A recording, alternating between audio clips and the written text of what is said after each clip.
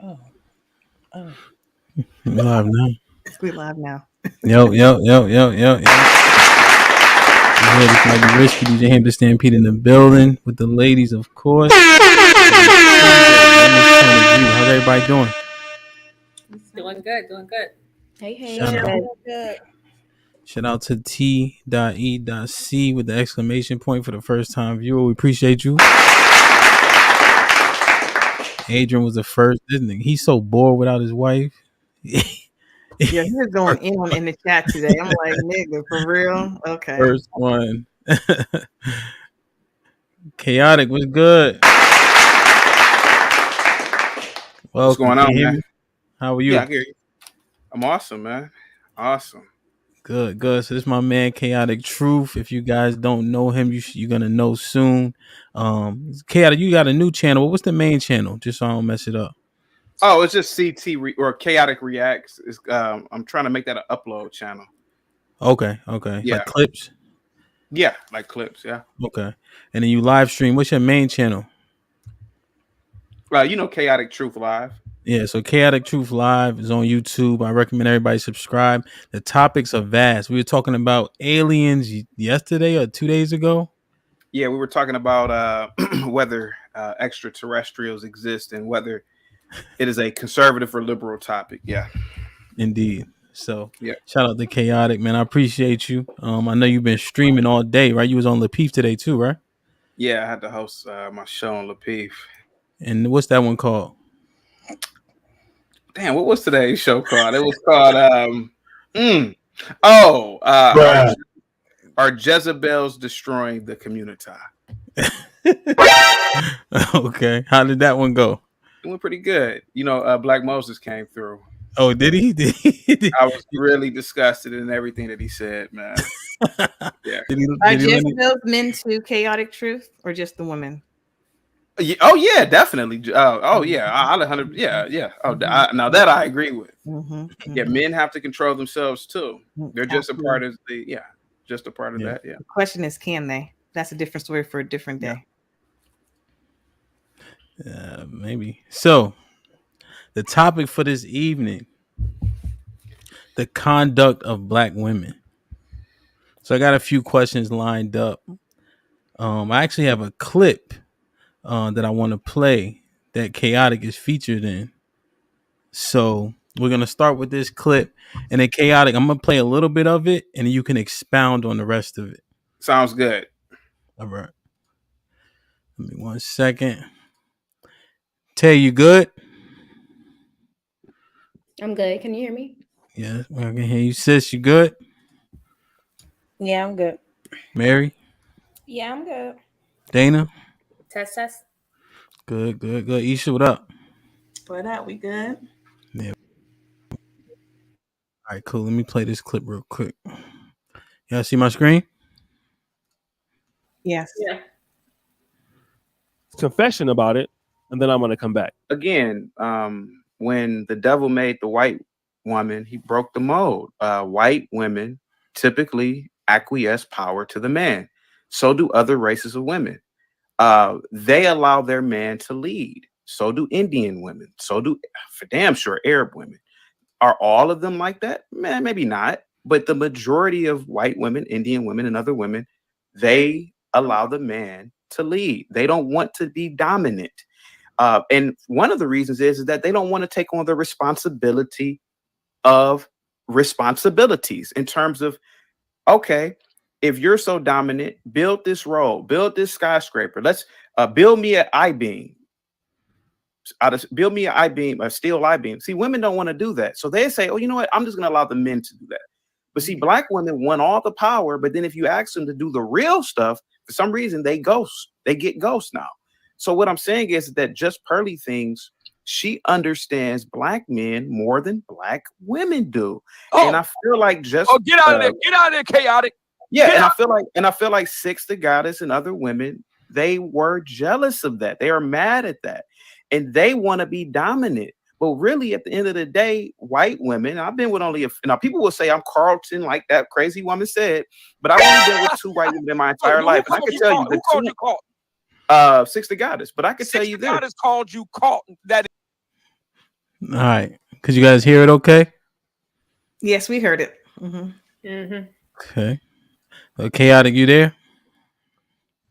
I am. I'm just eating right now. I apologize, man. You know I've been on stream all day. All right. Go ahead. Yeah, go ahead. Finish that. I'm going to let the ladies start. So you guys heard the commentary. So one of my questions, I figure we just get right to it. Do other cultures, i.e., white and Asian, right? There's so many other cultures. I just wanted to bring a couple, have better overall conduct than black women.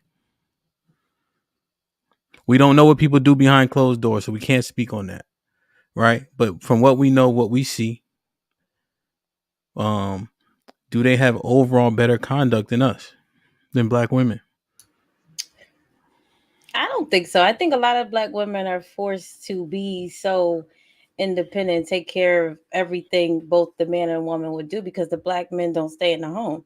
So then you run into a black woman who's already experienced and doing everything in her household. She's gonna continue to do that. So I think it's up to the black man who enters into that household to rearrange things and start leading. Okay. Love, what you think? No. Do they have better overall conduct? I guess I want to know what conduct you're talking about. If the only conduct you're equating this to is them obeying their man, I mean, there's conduct outside of that. So no, I don't believe that they are. And to that example about, building skyscrapers, black women be involved in that. We can be involved in the planning of it. We can be involved in the plans, the building the infrastructure. We can be involved in managing the finances of it. So we are involved. Well, do we want to be involved with hammering the steel together, welding the steel together? Some of us do. But I think that we probably more so will excel more in the planning and the managing of it. Okay. Chaotic, did you want to provide any more context or commentary? They kind of know Pearl. I touched on that, but not they're not maybe not so versed on that situation. So what are you asking? So I showed him the clip. Were you available? Were you looking at it? Okay. Yeah, you mean about just pearly things? Yeah, the white chick. Mhm. Yeah. So So that conjured this thought in my head. So the question is scrolling. Do other cultures, right, namely white or Asian, right, some of yeah, the cultures you mentioned, have overall better conduct than black women? yeah. You know, I've been saying this since high school. And a lot of people, this might be risky, and they think that I've only dated white chicks, and I have not. But I've been saying this since high school. White women and other groups of women tend to conduct themselves, and we talked about this on the live stream on P.O.V, conduct themselves far better in public, especially than black women and most women, really. And again, I've only been with a few in my life, and it's like they're like angels almost. It's like they came from heaven. It is the truth, man. Like, I've told you this might be risky. When I go to restaurants, I will literally go to the hostess and say, do not put me in a zone with a black woman who's the waitress. I don't have time for the attitude. I don't have time for I just don't have time for that. And they will look at me just like how love_is_risky, who probably is a Delta, is looking at me. They will look at me. They will look at me like that. And I'm telling you, I would literally say that. And I'm doing it because I don't know, with white chicks, and you heard me say this before, they just tend to be more professional, whether they're bartenders or cashiers, or a black chick acts like she don't got to serve nobody, especially no black man. And that's why even when I'm in like Walmart, which is absolute hell on earth, I look for either a self-checkout aisle or some old black woman to go to. But if it's some young black chick, shit, I'm not doing that, because I just don't have time for attitude. Because a black woman can't pretend. She can't even pretend to be professional. And you already know all the stories I have, man. So no, the conduct is terrible, man. Everywhere you go, it could be from the Shaniquas to the ones with the degrees. It doesn't matter. It doesn't. Yeah, it's the truth. It's the truth. And it's not just black American women. It's African women too. They act stuck up. I'll tell you a story. You know the story I told you about. Since this is like a more chill channel, where I live at, there's a restaurant called Zanzibar. Pretty. It was years ago. Pretty black girl, pretty as shit, nice and slim, slim. She had a symmetrical face. Every time I would go in there, I would see her mean mugging people, mean mugging me, and I got fed up, and I said, I went to the manager, black woman. I said, listen, Zanzibar is a well-established black-owned business.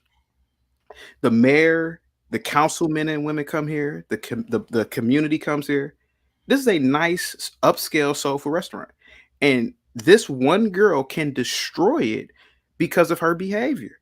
She's mean mugging people. She's not sociable, and all I have to do is just go to the white restaurants. The bartenders there smiling, come to you every 2 seconds. Do you need any more water? Do you need any more this? You need any more that? How are you doing today? Black chicks, this particular black girl acting like she had to do nothing. How was she acting? With that resting, what do they call it? A resting bitch face. Resting bitch face. And you get that a lot, but with white girls, I'm telling you, man, it could even be you go to a rural part. I'm in Ohio. You go to a rural little city in Ohio. White girl could be missing a tooth. She'll smile at you. Even the lowest of the low whites, because she's high on meth. So let me ask you this question. Hold on, let me finish real quick. And this is another thing that white girls don't do. They don't cut me off. Well, we're on a podcast, and we're going to talk. So we're not going to gas. Let him finish. Let me finish. So what I'm saying is, to answer your question, this might be risky. Mm-hmm. Even with the two that I've been with, it was literally like, and I keep saying it, this might be risky. It was like being in Asgard in the Marvel Cinematic Universe, man. It was just nice and white and beautiful. And that's what it is. It just is. It's the truth. This might be risky. It's the truth, man. Wow. This might be risky. Even in college, man. You went to a predominantly white college, right? I went to a couple. Let's be honest. You go to the Delta parties, you go to the AKA parties. But it's a difference when you go to the white sorority house parties. Let's be honest, man. But go ahead, sir. You get the floor. Well, you good? You good? I'm just asking. You ask me a question. I'm just answering your question. Go ahead. Like, who's going first? You going? You going? Let me before I forget my thought, because I will. Just right, sound like self-hatred. I don't understand that. I just need to know more about your childhood. Just a little bit. Go ahead, Asia. So sis said it was self-hatred, chaotic, and I know Mary want to jump in. Well, to answer that question, and I'm going to be very brief. I'm super pro-black. From my name to even my business dealings. I've primarily have dealt with black people. I primarily have gone on my way to go to black businesses. And let's be honest, we are all, if I'm practicing self-hatred, everyone on the panel is. Nobody can cam up and show me their African-made car, their African-made phone on their African Wi-Fi. Nobody can cam up and even show me that they're even in Africa. Nobody can cam up and show me that, hey man, I have a African bank card. Nobody can. We're all practicing self-hatred. Nobody on this panel who speaks multiple languages, I'm assuming. Somebody may speak Pidgin English if they're from the islands, but ain't nobody speaking Yoruba, Lingala, Hausa, Fulani. Nobody's speaking these languages, because we all are practicing self-hatred then. Because why aren't we learning our African languages and dibbling and dabbling in Africa? All the resources that are there, all the countries that are there, why aren't we living there? We love living around white people. And truth be told, even when Negroes get money, where do they go? They go around white people. Go ahead. Mary. Go ahead. Okay, so I'm not going to say some of the stuff you said about how black women do come off is not true, because yes, but a lot of times you have to think back to yourself and how you approach a black woman. Black men treat us way different than they treat outsiders. So they don't have to, those white people that are so nice, those white girls that are the sweetest, because you guys come off as that to them. You guys don't give us the opportunity. They come off as aggressive. They come off as disrespectful. Like, black men do not treat us the same way that they would treat a white woman that they come across. And that's the truth. That's facts. Because you can approach a white woman and give her the opportunity, but instead of looking at a white woman, a black woman, and be like, oh, she got a resting bitch face, our tones in our face, our high cheekbones, a lot of times, the way our eyes sit, that's natural. We're not mad. I have that face, but I'm goofy as hell. Once you talk to me, I'm cheesing from ear to ear. But that's just who I am. But naturally, because of how our face is designed, it looks like we have a resting bitch face. But like I said, we have to deal with black men differently than any other culture has to. So you're saying that black men trigger your conduct? Correct. Damn, I don't know. And you're saying that how our bone and face structure is, it makes us look like we're upset? Yes, a lot of times, yes. Like if I have a straight face, my high cheekbones and the way my face is, you would think that I'm mad. But I'm always laughing. Like that's all it takes. Naturally, my face just looks like that. My face just looks structured. I'm not mad or anything. Once you talk to me, I'm smiling. So we don't have to do it having an attitude or having this resting bitch face walking around. You can't help it. I can't help it. Like, look at Tay right now. Look at her face. Her straight face. Looks like she has a resting bitch face on. She's beautiful and she smiles all the time. You know what I'm saying? Like, that's just how we look naturally. Wait, Ham, I got a question. Does all of us come from Africa? Straight off the boat? Do we come from the West Coast if we over here? Yeah. So we do. Chaotic Truth Live says, get some white women on the panel to show them how pleasant whites are. So, what do you think? Do you think? Shout out to Barnabas. Do you think that has some credence, Chaotic, that their conduct is largely based on how we treat them? Again, I have no idea what the young lady's talking about. I know for a fact from my experience that black men tend to be some of the biggest simps on the planet. I've seen black men in the hood and on college calling black women undeservingly queens and queens and goddesses and all this nonsense. I've seen black men go above and beyond to treat black women super nice. And the nicer you treat a lot of black women that I've observed, they treat you even worse. So that may be her experience, and I can't knock it. Hey, that may have happened. But what I do know is this: whether your face naturally makes a resting bitch face or not, we are all human beings. And even with white women who have high levels of depression, because it ain't, they're buying a lot of these meds, they will smile all the time. Everywhere you see them, just smiling. Hey, how you doing? You want some more? They're constantly smiling. And black women just, I don't know, they just can't do it for some reason. I don't know why they can't do it. It's just weird. And like I said, she could be right. Well, hold on for a second. Wait a minute. Hold on. She could be right and I could be wrong. All I know is this: black men, I've seen it, will simp for black women, will go above and beyond, and will act like damn idiots for black women. So I don't know. I don't know, man. Just the same way these white women that are smiling at you, they're trying to be a pick-me for black men. That's what they do. 8 times out of 10, that white woman that you're coming across is trying to be a pick-me because she wants a black man. Not because that's how she feels at that moment or anything like that. She's trying to be a pick-me. Can I answer that? This might be risky. What? She should be a pick-me. Matter of fact, all women should really be a pick-me, especially if you're over 30. Men are the prize. By God's own ordination, men are the prize. We are the highest level of animal on the planet. We have dominion over all the other little inferior animals, dogs, cats, squirrels, whatever. And even with maintaining the planet, it is men who build the skyscrapers, build the roads, etc. And if you want to get even more deep with it, is the white man has really won out so far in terms of doing all these things at a higher level. So what I'm saying is that in terms of, and what I when I used to tell my younger students when I was teaching, is that don't run behind these stupid girls. You let these girls come to you. You're the prize. You get better when you age. You look better. These women after 30, that's pretty much it. So they have to pick you. That's the truth. That's the honest to God's truth. But I, in and I, reference, go ahead. You got the in floor. reference to being a pick me, you're not being yourself. You're not being somebody that's sustainable for this lifelong time. So if you're trying to reel somebody in, you're putting the bait on getting them where you want them to be, and then you're not being that person. So that's what I mean by pick me, as you're not being yourself. No, you should always be yourself. And it can ask you a question. And when I ask you a question, the thing is that um, yourself as a woman is doing things like nursing children, cooking and cleaning, etc. Other than that, what do you mean yourself as a woman? What do you mean?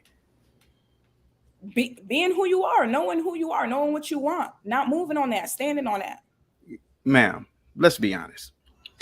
Women are only what they are depending on the government and the politics that the men create. If this was Nazi Germany, all of you women would be Nazis. You'll be married to Nazis depending on a Nazi salary. If this was ancient Rome, you will all love Rome. If this was any other government, it doesn't matter what it is. If this was listen, if you guys lived in the USSR, you guys would have a picture of Stalin on your wall. Ma'am, your personality is really dictated by what men have created. It's not, women don't have personalities. Come on now. I never had to be a pick me to be married. Never. Can I ask a question? Mm-hmm. Chaotic, just because I'm not familiar with you. I don't, just for context purposes. Are you Hold on for a second, by the way. Shut up, Roz girl. She's in the chat. Go ahead. Go ahead, ma'am. Go ahead. Disruptive ass man. Are you married? Yeah. Over a year now. And can I ask how old you are as well? I'm 38. I'm pretty 38. old. Okay. Mm-hmm. Just for context again, because I don't know you very well. Mm-hmm. My next question is, do you feel confidently, because it seems like you have a stick up your ass about Black women in particular. So is it just women in particular that you don't care for and you prefer white women, or is it just everybody who's not white? And I only ask that because the initial clip that was played, you started at least that portion of the clip with God broke the mold when he made the white woman.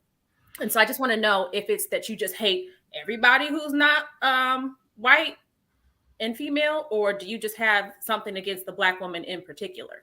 Well, first of all, Chaotic, real quick, let me just read this. Mike Brown with the $10 super chat. He says, I assume he's talking about the ladies on the panel, they are willing to compete, whereas last episode, I believe you all said Black men aren't worth the fight as a collective. No, go ahead, Chaotic. I didn't. Well, Dana, believe it or not, I'm married to a Black woman. Believe it or not, she looks Sudanese. She's slender. She's tall. I'm short. I've always liked Black women. I'm attracted to Black women. I actually I'm more attracted to Black women than any other woman on the planet. And no, I did not say God made, or I meant to say the devil. When the devil made the white woman, he broke the mold. That's what I meant to say if it said God. But no, I don't pedestalize white women. I'm just telling you the truth about what I see with large numbers of white women. A lot of Black women just have attitudes. It's just the truth. It's the truth. How do you think your wife feels talking like that? I mean, listen, she feels a certain way about it, but hey, she can't stop me from giving my opinion and being truthful. I wouldn't. I mean, would she get, okay, let me ask you a question. When we're talking about politics, should she get mad about my geopolitical beliefs too? I mean, come on. I mean, no, that's different. When you're downing a culture that you married and you are from a Black woman, I assume, because you are darker than, whatever. You're this whole generation of self. It's like you're missing it. Like, you were raised by a Black woman, you married a Black woman, but still you're saying the preference is a white woman. Well, so yeah, I mean, and that's your preference, by the way. That's degrading your wife, like, to even talk like that publicly. Like, you don't feel like she feels ashamed at some point? Well, whether she feels ashamed or not has nothing to do with the fact that most white women generally tend to get married at a younger age, tend to get married in higher numbers. They tend to be more feminine. So where is the lie in that? your I don't. opinion in regards to white women and how they conduct themselves better than black women. That's the opinion. Nobody can ever state that that's facts. That's your opinion. So to give that opinion when you are married to a black woman, that's disgusting. Well, it's my opinion. I mean, and it's what I've observed in life. Aren't Even you when married to a white woman? What happened? Where'd you get this black woman from that you Because that fit? again, white women probably don't want him either. Oh, Well, either wouldn't apply because he's married, right? But what was the question, sis? what you have this outlook on white women? Why aren't you married to one? That was confusing. again, when I was dating white chicks, and I was anti-marriage up until a few years ago. Literally, I was a playboy to a degree, just like most men are. I was just sleeping around with a lot of women. I'm pretty sure most men have gone through this. So when I was talking to these white girls, I was in my mid-20s. My God, I definitely wasn't going to marry them. Um, but no, I think even back then, if I would have got married, it would have been a black chick anyway. I just like black women a little bit more than white. I think black women are just more attractive. You're contradicting. I'm confused. Never mind. So he just said that he preferred his black wife because of her looks. Yeah, she looks Sudanese. I don't know if you know what. Most models on the planet that are in demand are Sudanese women, and I've always been into darker women. And she's tall and slender. And yes, of course, I'm a man. A woman's looks goes first. Listen, I don't care if you have a PhD, or my wife actually has a law degree in accounting, but I mean, she has a law degree. But the thing of the matter is that men don't care about those things. We care about how you look. Those are the facts. It's just, I'm being honest with you. She's a tax attorney, by the way. We used to be. Yeah. I don't think my question was ever answered. If you don't mind me circling back. No, go ahead, Dana. You got the floor. Because again, you did seem to have such an affinity for the white woman specifically. I do. Okay. So what I'm asking is, do you just have an affinity toward them specifically because you don't care for black women? And by all means, you being married to one means absolutely nothing. But is it just that you don't care for black women, or you just don't care for any woman who's not the white? You don't see them the same way, or don't hold them to the same regard, or no one else knows how to conduct themselves correctly, in your opinion, and definition of conduct. I mean, that's according to you. We don't build bridges and stuff, but anyway, is it just that you prefer the whites, or you just hate everybody who's non-white? It's a okay. Again, I prefer peace and order. Typically, white women and whites together bring that. The evidence of that is the fact that typically black people, when they get money, they leave their black communities and go around white folk. When they get money, they send their kids to white folk schools. All I'm saying is that white women typically behave better than black women. That's all I'm saying. I don't necessarily have an affinity towards them. I'm just saying that if I need a math assignment done, I would prefer the Japanese. So when it comes to peace in a level of peace, I would rather have a black chick who acts like a white woman, because white women tend to be more peaceful. Yeah. Hopefully, I answered your question. You did answer my question, and I have a follow-up. Go ahead. So, along those lines, this is so ridiculous. I can't even fucking get my question together. This might be risky, man. I don't know, man. I didn't know that did you tell them about what's going on? So tell us your ass was coming here today. No. Well, so the reason is because this is a real perspective, right? And Chaotic Channel has grown in mass, and he shared this viewpoint previously. The clip in which I showed you, that channel has 300,000 subscribers. O'Shea Duke Jackson is a legend in terms of YouTubers, black YouTubers, and Chaotic, correct me if I'm wrong, right? So to get on that type of page, he not, paying attention to just everybody, but this is a sentiment. And then the man that he was on with, Obsidian, is also a quote unquote legend, right? And there's people that also agree with this sentiment. So it can seem like it's funny, right, because of how you delivering it.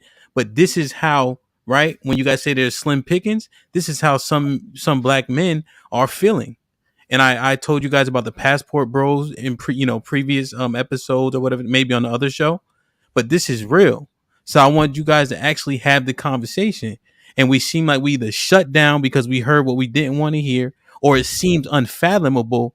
But two things can be true. So go So ahead, we're not Dana. necessarily shut down. I It's thought just Dana like, was gonna go ahead, hold Dana. on. Sorry, Yeah, I sorry. just thought she had Really one more quickly. question. The Then only you could problem jump that in. I have, not only problem, but the main problem that I have is that your uplifting of white women specifically is only at our expense. So if you want to uplift white women, and if you think that white women behave better, they conduct Mhm. themselves better, that's what you prefer, because again, this is your opinion, this isn't fact. What does that have to do with you um, just completely tearing black women down? And this is why I asked if you felt this way about black women only, and if it was just anybody who wasn't white, because you seem to be very focused on black women in particular and how we don't know how to behave, or which is still very ironic to me that you're married to a black woman. But um again, whatever. Anyway, I'm not Okay. going to say. Go ahead. I won't go into Thomas So Jefferson. so Dana, and Yeah. salute to you guys, and salute to you, Eve, in the chat. Mike from Boston, salute to you too. No, I don't tear down black women. I don't have any children outside of wedlock. I'm an upstanding citizen. I pay my taxes. I've been a teacher in the black community. I've done business in the black community. I've um, I've done community service in the black community through my fraternity and personally. I went to high school in the black community. I don't tear down black women. I think that the people who tear down black women are the men who impregnate black women and leave them. The rappers who, for 45 or 50 years, have been utterly saying the most disgusting things about black women, whereas I don't really listen to rap or care for it. Um, I applaud black women in their achievements. I've made shows about it. This might be risky. I talked about the young black girl who was the first neurosurgeon resident at Vanderbilt. Mhm. I've done a lot of shows just honoring black women. So no, I don't tear down black women. You have Um, verbally accosted us since you've been on this show. I haven't Told us accosted you every at single all. That's funny. I we, didn't not me as an individual, but us accost you. as a whole, as a collective. You absolutely have, since as soon as you stepped onto this show. You have not stopped accosting us. Go Now, wait a ahead. minute. Now, I'm answering a question from the gentleman at the top. This might be risky. That's cool. I just wanted to interrupt Pertaining, you for a second, but I'm yeah. gonna let you finish. Are you like any of the women that I talked about? Are you like one of the resting bitch face women that I've came across at the restaurants, the bars? Are you one of these women, or why does that bother you? When people say black men commit a lot of murders, I don't say, man, that's not true. That's not true. Well, maybe it is true to a degree, but it has nothing to do with me because I don't commit crimes. I can give a damn. When people say Pookies and Ray Rays are destroying the community, well, maybe they are. That has nothing to do with me. Yeah, I have noticed that before. When people say that black men leave their children, well, that has nothing to do with me. I don't have any children. So why does that bother you so much that I'm talking about a segment of black women that you're not even a part of? I don't think it matters. The point is that you said it. So whether I agree with it or not, or I identify with it or not, you still said it. So it doesn't make it not true because it doesn't apply to me. Yeah, and nobody's mad. And I see the chat. I think you brought some couple people with you. So I think there's a misconception here. No one's mad at you. We're actually glad you're married and you're off the market. No one cares. I just want to make that known straight out. We're glad you're off the market. It's your wife that I feel for, because you blatantly said, who cares? Like, who cares what she thinks? And as a husband, that's not how you should operate. You get what I'm saying? So that my feelings are towards what your wife may feel internally, that she may even feel like she can't even speak to you about. So she's another black woman like myself. Well, I'm mixed, but she's another black woman like myself And that's who I feel for. I mean, okay, you want me to answer or It wasn't a question. okay, okay, all right. Mm. Go ahead, Asia. So I, you said a lot, and I couldn't even write notes for everything you said. But I just want to pick out the one thing, I guess. Dana pointed out a lot of good things, a lot of good points and statements. When you said a lot of black men that you know are simps because they overly try to appease or please black women, and they're simps because they say queen and they go above and beyond. I'm not sure why that's considered a simp, because they're showing respect or high value for a black woman. Like, even if you like you said, not all black women are falling into your category that you're talking about. You just sat there and said it. If you don't fall in that category to us, then it doesn't apply to us. But there are others out there. So why is it a simp? Why is a black man considered a simp when he does call another black woman a queen or tries to go above and beyond to please her?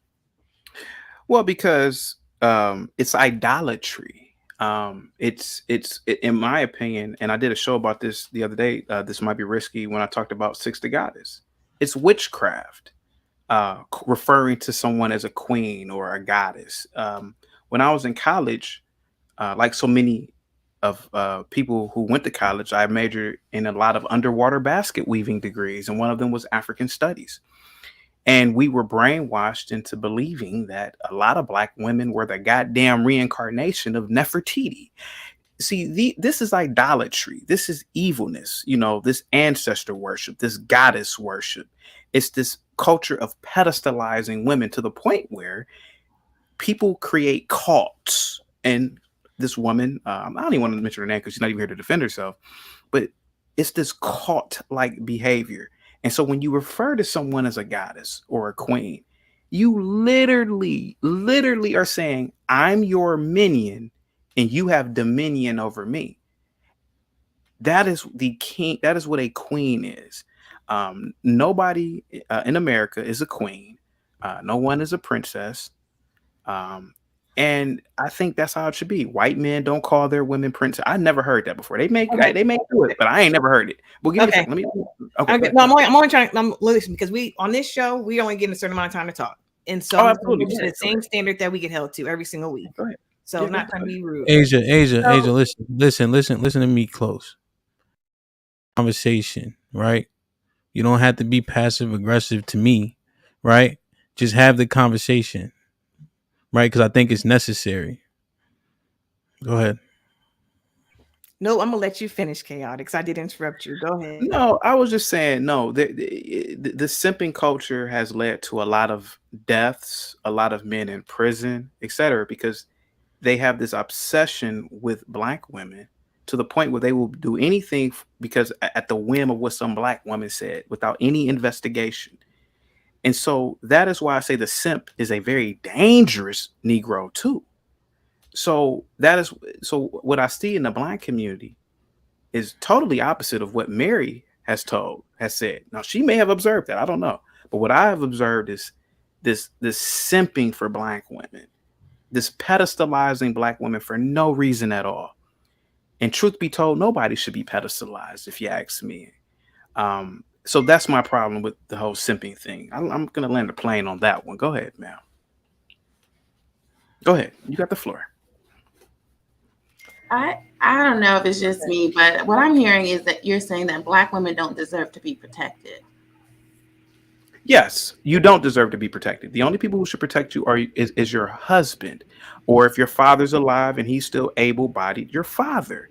Other than that, no man in his right damn mind should risk his body for some random woman. That's why we live in a civilized society. We have the police, we have the FBI, we have the military. We live in a place where you higher security, I'm telling you, a lot of men have lost their lives protecting random women. No, that is bad. You have a family. Protect your own family. Don't protect this random women whom, by the way, generally put themselves in positions that they necessarily brought upon themselves. So, for example, there's a woman on YouTube who dresses skimpy. She says that people are sexually harassing her. It's mind-boggling. It is absolutely mind-boggling. You even see this in real life. Women walking around dressing half naked, get drunk at a bar. How many stories have you heard about this? Get drunk. She wakes up the next morning saying, "Oh, I was raped." I saw this in college. Football players, members of fraternities, typically white, girl drunk out of her mind, acting a fool, dressing damn naked, might as well just be naked, and then crying rape, sexual assault. Well, maybe you dummy if you didn't walk out the house looking like a prostitute. Maybe you. But what I'm saying is, why should a man have to protect that? Take the responsibility from the get go.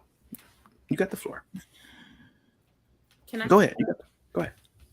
It seems to me, and just to kind of piggyback off of what Asia was saying before, she made mention specifically of you making the statement about Black men referring to Black women as queens, but in that same conversation, you also made mention to Black men going out of their way to go above and beyond and nice to women. It seems as though you feel like we're not worthy of just human decency and respect on a very, very basic level for the opinions that you have of women who, according to you, do not conduct themselves in a way that you see fitting or acceptable. And so, because of that, because you think that there is this group, which does not include your wife, of women, Black women who don't conduct themselves correctly, everybody else is not, none of us are worthy of even just the basic level of human decency, respect, and not idolization, not Mm-hmm. protection, yes, but I'm not even going to throw that into the mix, but just on a very, very basic level, like we're just dog shit. That's how you've been talking, and No, no. that's what I'm getting from it. So this Okay. is why I'm asking you to correct me. Yeah, no. You're incorrect. Um, and I make a point to say this even when I mean listen, even when I was teaching like little kids, like the teenage boys, if a female is not conservative, if she's running, yapping her mouth, if she's not going to be domestic, just avoid her, ignore her. And that is what I do in my real life. So it's not about treating women like dog shit. I'm just not going to go to this aisle right here with this female who has a mohawk, purple hair, uh, breast all out. I'm not even going to go there and deal with her because I already know that this woman is mentally ill. She's a Jezebel. There's no point in even bothering with her. I'm going to go find the old Black lady who's about 90 years old, church lady. I'm going to go to her aisle because I don't want to deal with the attitude with this young, crazy, little feminist, little lesbian girl right here. No, I'm not even going to do that. So it's not about treating anybody like dog shit. It's about just protecting yourself as a man. But do As you a think man. that woman is worthy of any sort of respect, regardless of everything that you said that was Her, very incorrect? But do you think her that she's respect, worthy of respect? her respect is me ignoring her. That's her respect. Can you say that again, please? Her respect is me just ignoring her. And that's why I say when I go into a restaurant, I say, look, don't give me some ghetto, loudmouth, rude Black woman who's going to be my waitress. I don't want to deal with that. I'm not disrespecting her. I'm just saying I'm just going to ignore her. Yeah. Fair enough. Do you think that him avoiding those situations is disrespectful, or do No, you feel? Go ahead. sorry. No, you go ahead. Well, yeah, I was just saying to say, or like Isha, do you feel that him saying based on her conduct, if she gets into trouble, being stubborn, the stereotypes are, um, should men be obligated to protect something like that? That wasn't my point. My point is, Okay. he spoke about white women being pleasant, submissive, or Mm-mm. whatever. But the truth of the matter is, white men protect their white women. And I feel like if Black women had that same kind of protection, then that would allow us to operate in spaces that white women operate in. And okay, so break that down. Like, how do we know that they protect their women? Like, what does that look like? How far back in history do you want me to go? Because we can look at Emmett Till just whistling at a white woman and him being killed. That's Allegedly whistling at a white woman. And so you think that's protection? Well, they protected their white woman. Well, it was a child and she wasn't in danger. So I'll give an example because there's plenty of I modern. understand what you're trying to get at, but go ahead, There's just Asia. modern day examples too, like white woman tears. We all talked about that before on this show. White woman tears. Let a white woman cry. She has a plethora of white men coming to her aid and making sure she's okay. Let them tears flow in corporate America because her feelings were hurt. And there has to be HR meetings. They protect the white woman to make sure she's okay. It happens almost every meeting I'm at. Excuse me. But they do, at Taisha's point, they protect their women. If they don't feel secure, they don't feel safe, or they feel threatened, they come in and swoop in like Captain Saberho, and they make sure that they feel safe. And we're not afforded that luxury, which I believe Isha was at your point. And that's why they feel so comfort and secure. And that's why they come off so soft. They've been afforded that soft life from the beginning. I don't want to dismiss the point, but at the height of the Me Too movement, white men were getting Me Too'd and losing their jobs left and right based on white women. Matt Lauer, because he had a lot, well, whatever they were doing, right? It's all alleged. I don't know if anything has been proven, but they were going down at the same rate. So I'm just trying to figure out, like, are we just? And they should. And now you're speaking of outliers that you typically don't want us to speak about. So No, I'm talking about the examples because what Asia said, it could be true, but I'm saying that based on what we know, based on what you've seen, based on what I experienced, I don't know. It's not quite making a whole bunch of sense to me that Me in Too terms of seems them like being an protected. outlier situation. But what do you Matt mean? Lauer. Chaotic truth. What do you mean? Wait. Are you saying Matt Lauer? Because here's what happens, right? When I start having a talk, right? Because you jump in while I'm talking, I just don't want anybody to have an issue with that. But I'm just trying to thoroughly understand what this protection looks like. Are you saying that? Because then your last point, Asia, was different. You said that they've been allowed a soft life, and therefore they can continue that to live in the femininity. That's not the same point. Well, it's daily. What Asia's saying happens daily, every day, every circumstance, every hour, every minute. And then somebody mentioned Me Too, and I think I think that's more of an outlier where the white men were going down as well. That's what I was saying. So you're saying the Me Too movement that's too anecdotal to be taken as a rebuttal, so to speak. All right, go CT. Well, I hate to burst people's bubble. I've grown up in America all my life. I've been around a lot of Negroes. I've been around, my best friend is a female. And she's married, by the way. She has a family of damn near 200 people. At the drop of the hat, if something were to happen to her, it'd be 50 Negroes at her house. This has always been the case in the black community, especially back in the day. Negroes were breeding like damn farm animals back in the day. How many times you heard Negroes say, "Oh, my great grandfather was a sharecropper and he had about 50 kids"? I hear that all the time. I heard that all the time growing up. I still hear it now.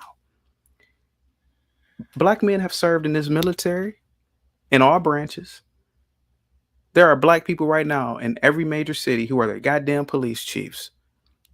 There are black people who have been police officers for over 100 plus years.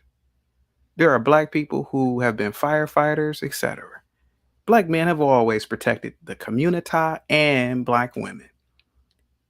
You mentioned Emmett Till. We don't even really know if Emmett Till exists.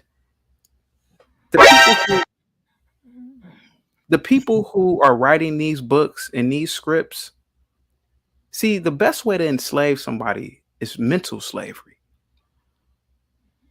Is it ironic right after Emmett Till, the civil rights movement happened? Maybe the Emmett Till thing was some sort of hoax to get that moving. You mean to tell me the body was fake, you're saying, in the casket? There's no such thing as cadaver bodies? For all we know, disputing that actually, I'm asking, you're disputing that even happened? I don't think slavery happened the way that it's been portrayed. The only way we know about slavery is through books and movies. I think that a large part of slavery may be over exaggerated to keep Negroes in a victim mind, oppression mind, and slave mentality. So you're telling me about what happened with Emmett Till. What about all the black men that have been killed because of what black women have done? I worked in the courts. I was a probation officer. I'll even name the damn court system. I worked for Cuyahoga County Community. I'm sorry, community for the adult probation at Cuyahoga County Common Pleas Court. I've seen all types of stuff dealing with black men and black women. Black women have literally Me Too black men for hundreds of years. You telling me about one or two cases? Well, they used to hang black people. Well, maybe they were hanging criminals back then. It's funny that we're brainwashed to believe that black people were just goddamn angels back in 1900. Maybe a lot of these black communities had George Floyd's, and maybe whites and blacks hung the dumb niggas. And it wasn't even that lot. It wasn't even a lot of people even being hung back then either, on both sides. And by the way, the largest hanging in one day was white Italian men. It was about 15 of them hung in one day. Criminals were hung.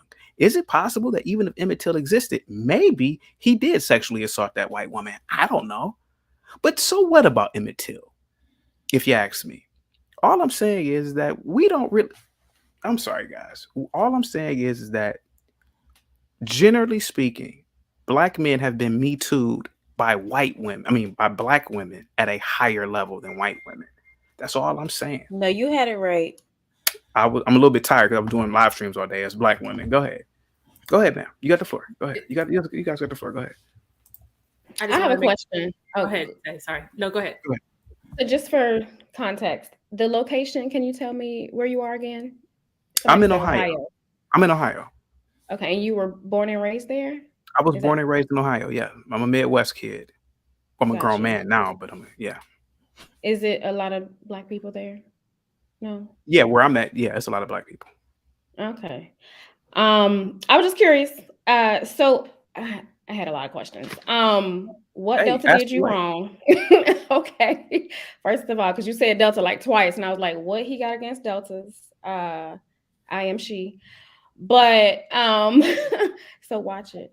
But no, really seriously though, you said some really good points. I can't necessarily say I disagree with them because I don't know. I've never been to Ohio. Okay. I live in Maryland. I live in one of the areas in Maryland where there's a lot of black people. Chocolate City. Yeah. Well, I don't live in DC. I work in DC. Okay. I live in Maryland. I live in PG County, and PG County has a lot of rich black people in there. I know. So, and I chose that county on purpose, right? So, to the point of like, we get to where we get to, we get educated, and we move to white people. Me personally, that's not really something I can agree with because I didn't do that. I didn't want to do that. But I get it because I've seen that. Like I've seen my friends move out to these areas where a lot of white folks at, right? So, okay. But I just know that won't for me. And it just sounds like overall. What's your question, ma'am? Because of the I guess the momentum that the conversation has gotten from you in the past. I'm just curious, is like, are we really in trouble? Like, I feel like we might just be in trouble, black women, because if this perspective is like, this is a lot of black men saying this. So I'm just confused because it's like, is this really a thing? Are a lot of black men really just not checking for us after 30 or whatever you were saying? Is that? You want me to answer? Yeah, I mean, yeah. From your black perspective. men are no. Let me say something real quick. Listen. I only know maybe 50 black guys. Well, back in college, maybe like personally, like about 50. Okay, about 50, maybe 50.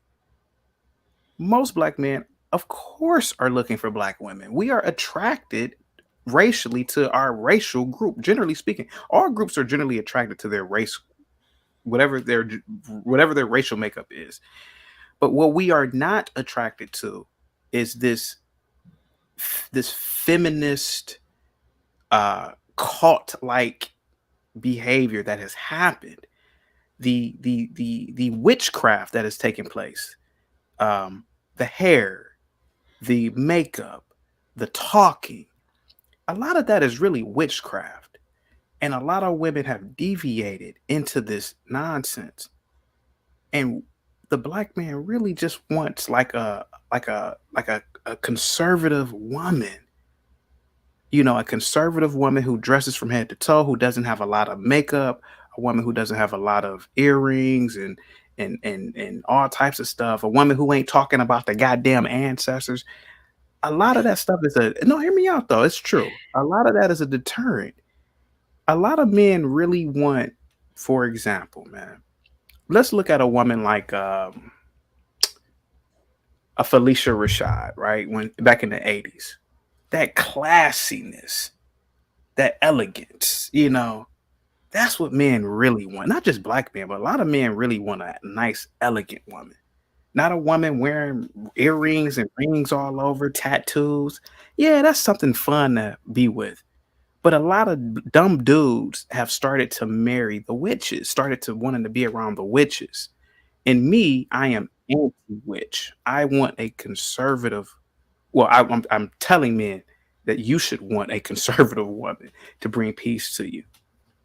A woman who knows her existential nature within the universe, which is folding clothes, washing dishes, preparing meals, reading to the children, nursing the children, shutting up.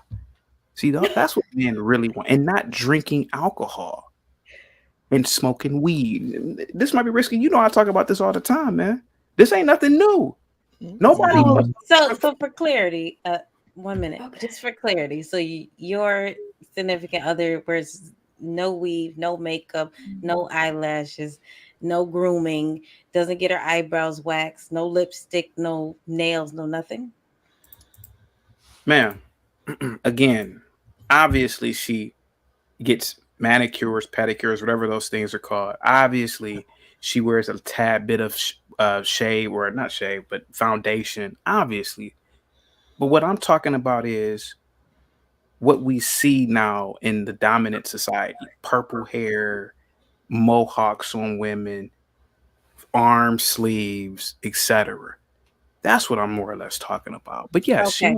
But all I'm saying is any touch of makeup is yeah, not of course natural. she wears a little touch. It's not but natural though. So that's not really what you enjoy. So that's not natural. I'm just Okay. making it clear because that's something you would say. Okay, well, yeah, you could be right. Hey, You Yes, mentioned Dana. Yes, Dana. Go ahead. You're on mute, Dana. Go ahead. You're on mute, Dana. Mary, I'll let you go first because I've been speaking a lot. Go ahead. I just want to No, say actually, Mary has been speaking more than you, Dana. Go ahead. Go ahead, Mary. Go I'll ahead. let Go you ahead. go first. he's just mad. Go ahead, Mary. Go ahead.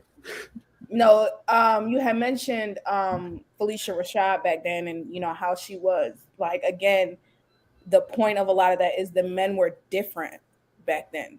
We don't the same way y'all want those women from back then. We don't get the same men from back then. So how could you expect us to act a certain way when we're not even getting those men that acted that way back then? This might be risky. Let me take over. I beg to differ. More men now, black men, are wealthier. In the 80s, you didn't have a lot of black men with net worths over $1 million. Now you have a lot of black men with net worths over $1 million. Now you have a lot more black men who are collegiately educated. Truth be told, it wasn't really until a different world where a lot of black people started going to college at a high level. You had a lot of dope fiends in the 80s. The crime rate was absolutely through the roof in the 80s. People forget about that. All you gotta do is go back and look at stats. Look at stats in cities. Men now are way more intellectual than back in the 80s. All I'm saying is on TV, yeah, they may have painted this picture of everybody's all refined and elegant. Just like back in the 60s, you thought all Negroes wore suits. No, they didn't. Most Negroes were backwatered buffoons living in the damn deep South. But see, they showed you the elite blacks. That was the media marketing blacks like that. But in actuality, most blacks were just toothless Bama hillbillies, just like the whites were. That's the truth. That were living in the deep South before the Great Migration. So you can get these types of women now, especially with men. It's just the men have to require it now from the Instagram thoughts. Like a man like myself, you have to tell them, hey, you're going to be like this. You can't come out the house dressed like a hoe. I think she's. But let me just get clarity real quick, Mary. Well, back then the men weren't talking about let's split 50-50 and let's go Dutch and things of that nature. Just talking about just stuff like that. You don't think that's changed? Right. So men are making more money, but I they're don't know. not, again, because they know where women are now and the standard of having to do it on their own and knowing how to do it on their own. They're trying to break down the role.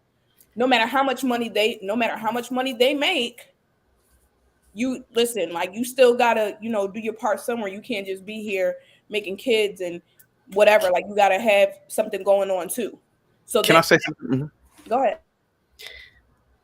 This might be risky. This is gonna. I think they may leave after this one. Um, no offense, but I don't know how the '80s were. I was born in '84. I don't really know how the '80s were. But what I do know now is this: a woman over 30 um, is competing with a 20-year-old who works at Chick-fil-A. Uh, if you're 30 and a woman, it's probably best that if you're still single, that you do go Dutch with a man. Because that same man, he's gonna more or less go and date the 20-year-old girl who's super hot and probably pay for everything because she may or not can afford it or because she's hotter than the 30-year-old. You can't be 30 and thinking, damn, he got to do everything for me. It doesn't work like that. And the older you get, if you're about 40, you might have to pay for a dinner or two for a man or something. You just have to. You're not young enough. Did you marry a 25-year-old or a 20-year-old? What did you marry? Hear me out for a minute. Hear me out for a minute. It's not about me today. No, it is about you. You speaking a whole lot. You have strong opinions. What did you marry? Ma'am. I'm just asking, getting clarity. She's young. She's young. She's not real young, but she's in her 20s. She's in her late 20s. Yes. She's in her late 20s. Yes. And she doesn't practice law anymore. But what I'm saying is that a woman can't be over 40 expecting a man to pay for everything. You're not hot enough. You're not cute enough. You're not slim enough compared to the 20-year-old, the 23-year-old. So yes, if I'm a man, if I'm 40 and I'm dating some 23-year-old, of course I'm really just paying for the pussy because she's young and hot. But if you're 40, come on, man, you can't expect no man to come on, baby. I got everything. Come on, man, it don't work like that. Yeah, you're speaking for both sides because we don't want no old shriveled up balls either. You're speaking for both sides. We want the young hot thing with the abs and the dick that still works too. So we agree on that one. I have a couple questions if I can. And Hamp, you look like you're about to move on. Is it cool? No, yeah, it's cool. I just wonder, sis, do you think that those options are open to women as they are men as we get older? You talking about our options? Like younger options. Yeah, I got like 2 of them in my phone. They was looking for me the other night. So yes.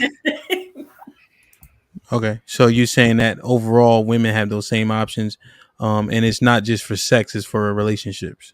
It's for whatever it is. He just said men go after younger women for pussy. So whatever you want, they're willing to give it. You'll be surprised. Okay. And he also just said that it shouldn't be a problem for us if we acted as Felicia Rashad did, that it wouldn't be a problem for us to find a man that would act that way. So I'm not quite understanding what side of the fence he's on because it's, kind of going back and forth, but that's neither here nor there. Well, I think the age has something that comes into play. Now there's something contrary, maybe you can clear up, because I've also heard that the men in the past used to beat the women and the women only stayed because they didn't have jobs and stuff. But are you saying that those men were better, even though I hear the color purple syndrome and it's been set up here numerous times? So which one is it? Is it the men of yesteryear, we're not the same men as them? Or are you talking specifically about the crack era and when Reaganomics hit? So I just want to understand, because I've heard that before. Women only stayed because they had no choice. Okay, so I never made that statement, so I don't know where that comes from, but I'm speaking in regards to the providing, the protecting, and things of that such. Women still get their ass whooped now. You know what I'm saying? It's just being talked about more on a larger scale than it did back then. So that's just something that's never going to stop. So I don't know. Okay. Yeah, I don't know if you made that point, but you may have been up. Like, I've heard that point made a bunch of times. Yeah, I've heard it. But I'm just saying that's not a point that I've made. Right. Okay. I said it. Marie didn't say it. I said it. Okay. Go ahead, Dana. Two really quick questions. Chaotic, you said before that Black women have been Me Tooing Black men for hundreds of years, and maybe slavery, Emmett Till, and those other so-called Negroes, those situations didn't happen the way that we know them to be, correct? Yes. Okay, so along those lines, what is your opinion of what we do know to be actual and factual based off of what we've seen in the media, on social media, specifically as it pertains to white women and the role that they play in getting Black men arrested and killed on a very regular basis? Name me 5. No. In the last. Name me 5. No. Because it doesn't exist. It doesn't exist. The only thing you could name is that one Nigerian dude who was a dope fiend, and that him and that white girl was doing something. That was the only one that women. No, I was about to say you. That is the only thing that you guys can name. Other than that, that doesn't typically. Are you saying arrested, harassed, or killed, or are you just Name talking about 5. specifically killed? No. I'm asking Name you to 5. I don't know what you're talking about, because hold on for a second. I don't know what you're talking about. First of all, you're asking me a question. I'm telling you, I never heard that before. The only case I've heard where a Black man has died at the hands of a white chick. That's what you're asking me. That's no. Okay. That's what I wanted to know. Is the Nigerian guy last year? They did a show on the P.O.V network about it. I forgot the guy's name. I don't know what him and this girl were doing. I know that she was in some videos, punching all over him, and just a wild little drunk, stupid young couple. He ended up dying. I don't know, it was poisoning or something. But other than that, if you can't name multiple accounts, then then that means that it is absolutely a small percentage of these events occurring. Yeah, I have no idea what you're talking about. Well, I wasn't speaking about specifically deaths. I mentioned arrested, harassed, and also killed. Have you Name not 5. seen it? No. Have you've not seen it ever on social media? No. Name 5. You've seen it, right?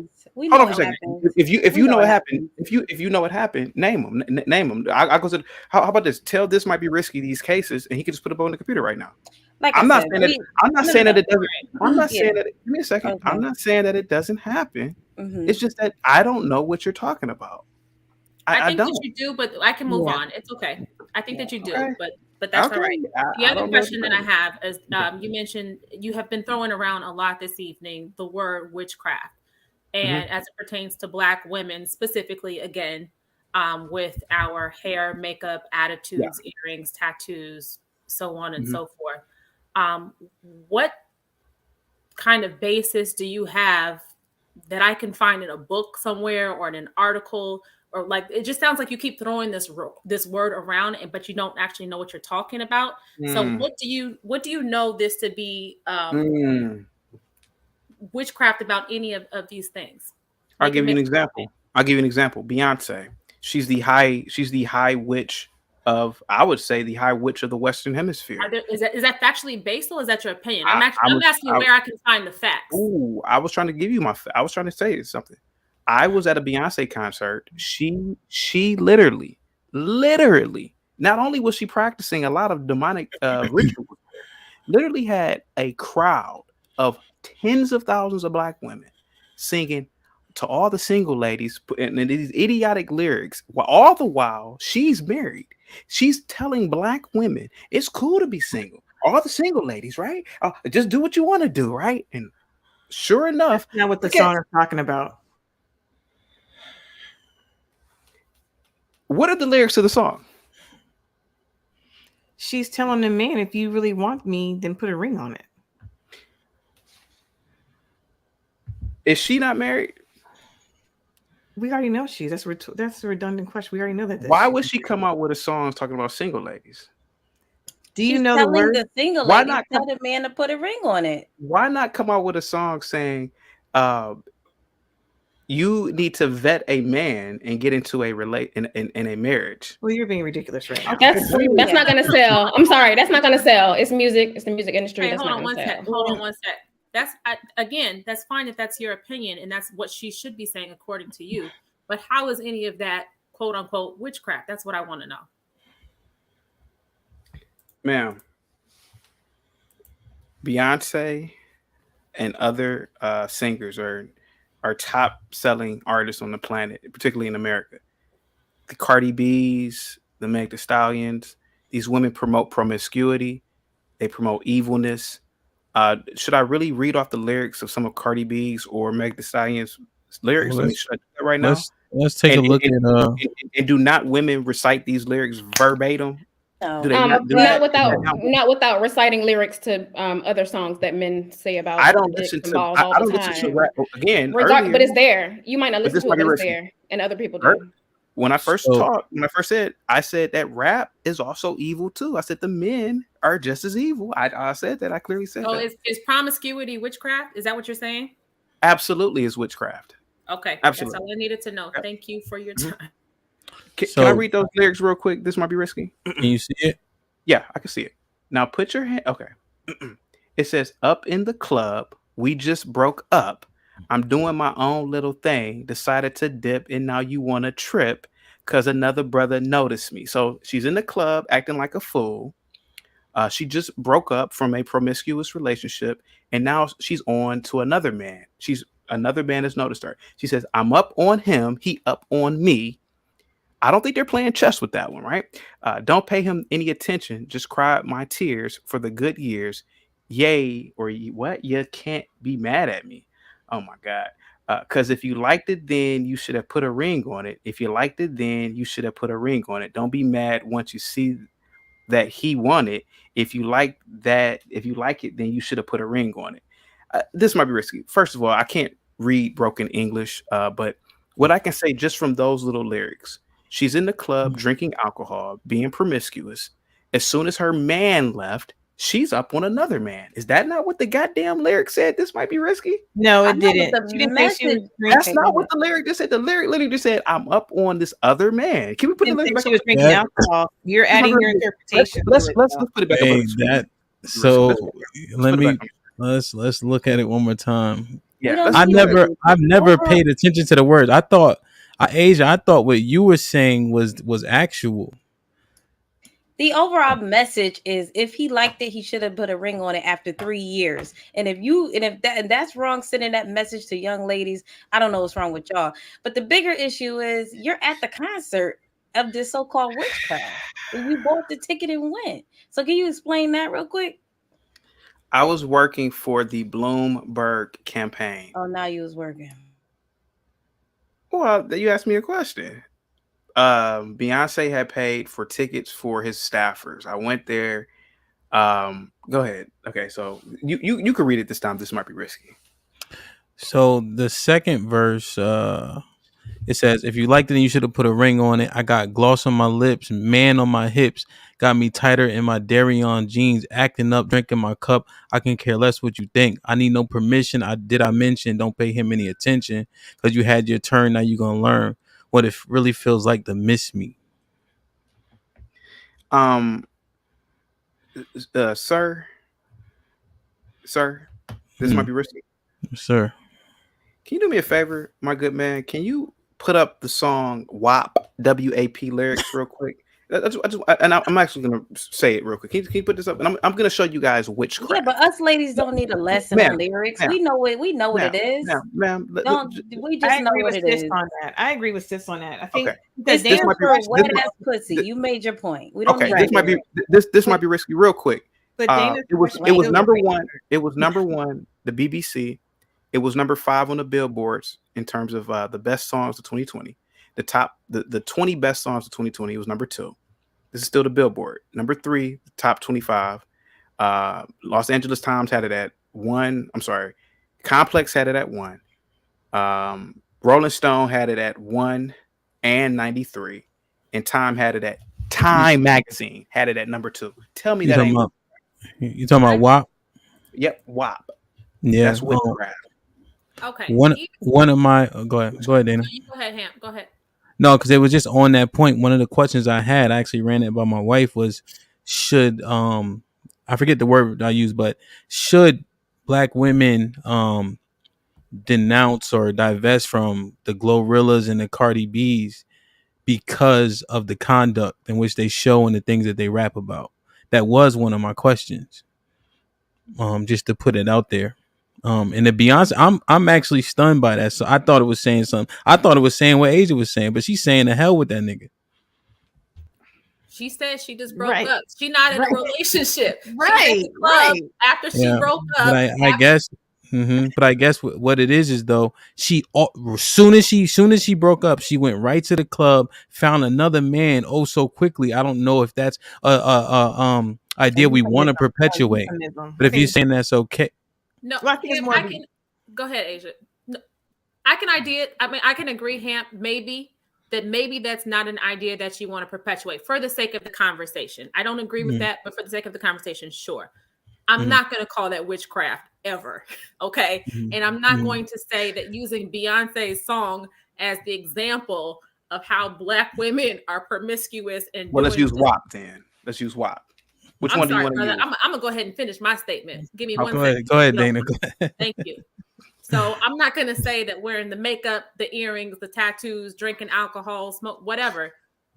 None of these things are witchcraft. So my point is that you just say these things blanketly and just throw them out, and there's no factual basis. These are all your opinions, and you're entitled to them, and I'm entitled to believe that your opinions are bullshit, and that's okay as long as we're respectful with one another. However, you can't just say that and make us try to think that it's factual. That's where my problem comes in. So we can agree that maybe you don't think that that's something that should be perpetuated.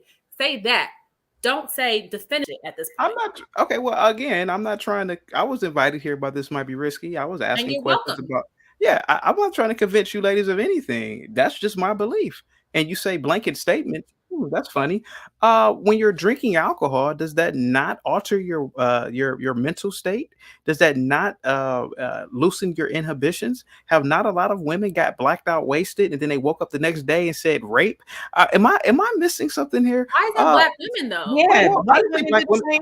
Whoa, take it easy. I didn't say black women. I said you women. did. You said black women. You literally said black women. Okay, ma'am. You understand? I've been live streaming all day, so I'm a little tired. Okay. But what I'm saying is that I've been drinking all day, so I guess we in the same fucking boat. Yeah. What I'm saying is that vulgarity in alcohol and weed smoking for women is a path to hell. And look at what happened. Let me see. This might be risky. Said this has been one of the best forms of entertainment I've seen in a long time. Thank you so much, Mike, from Boston.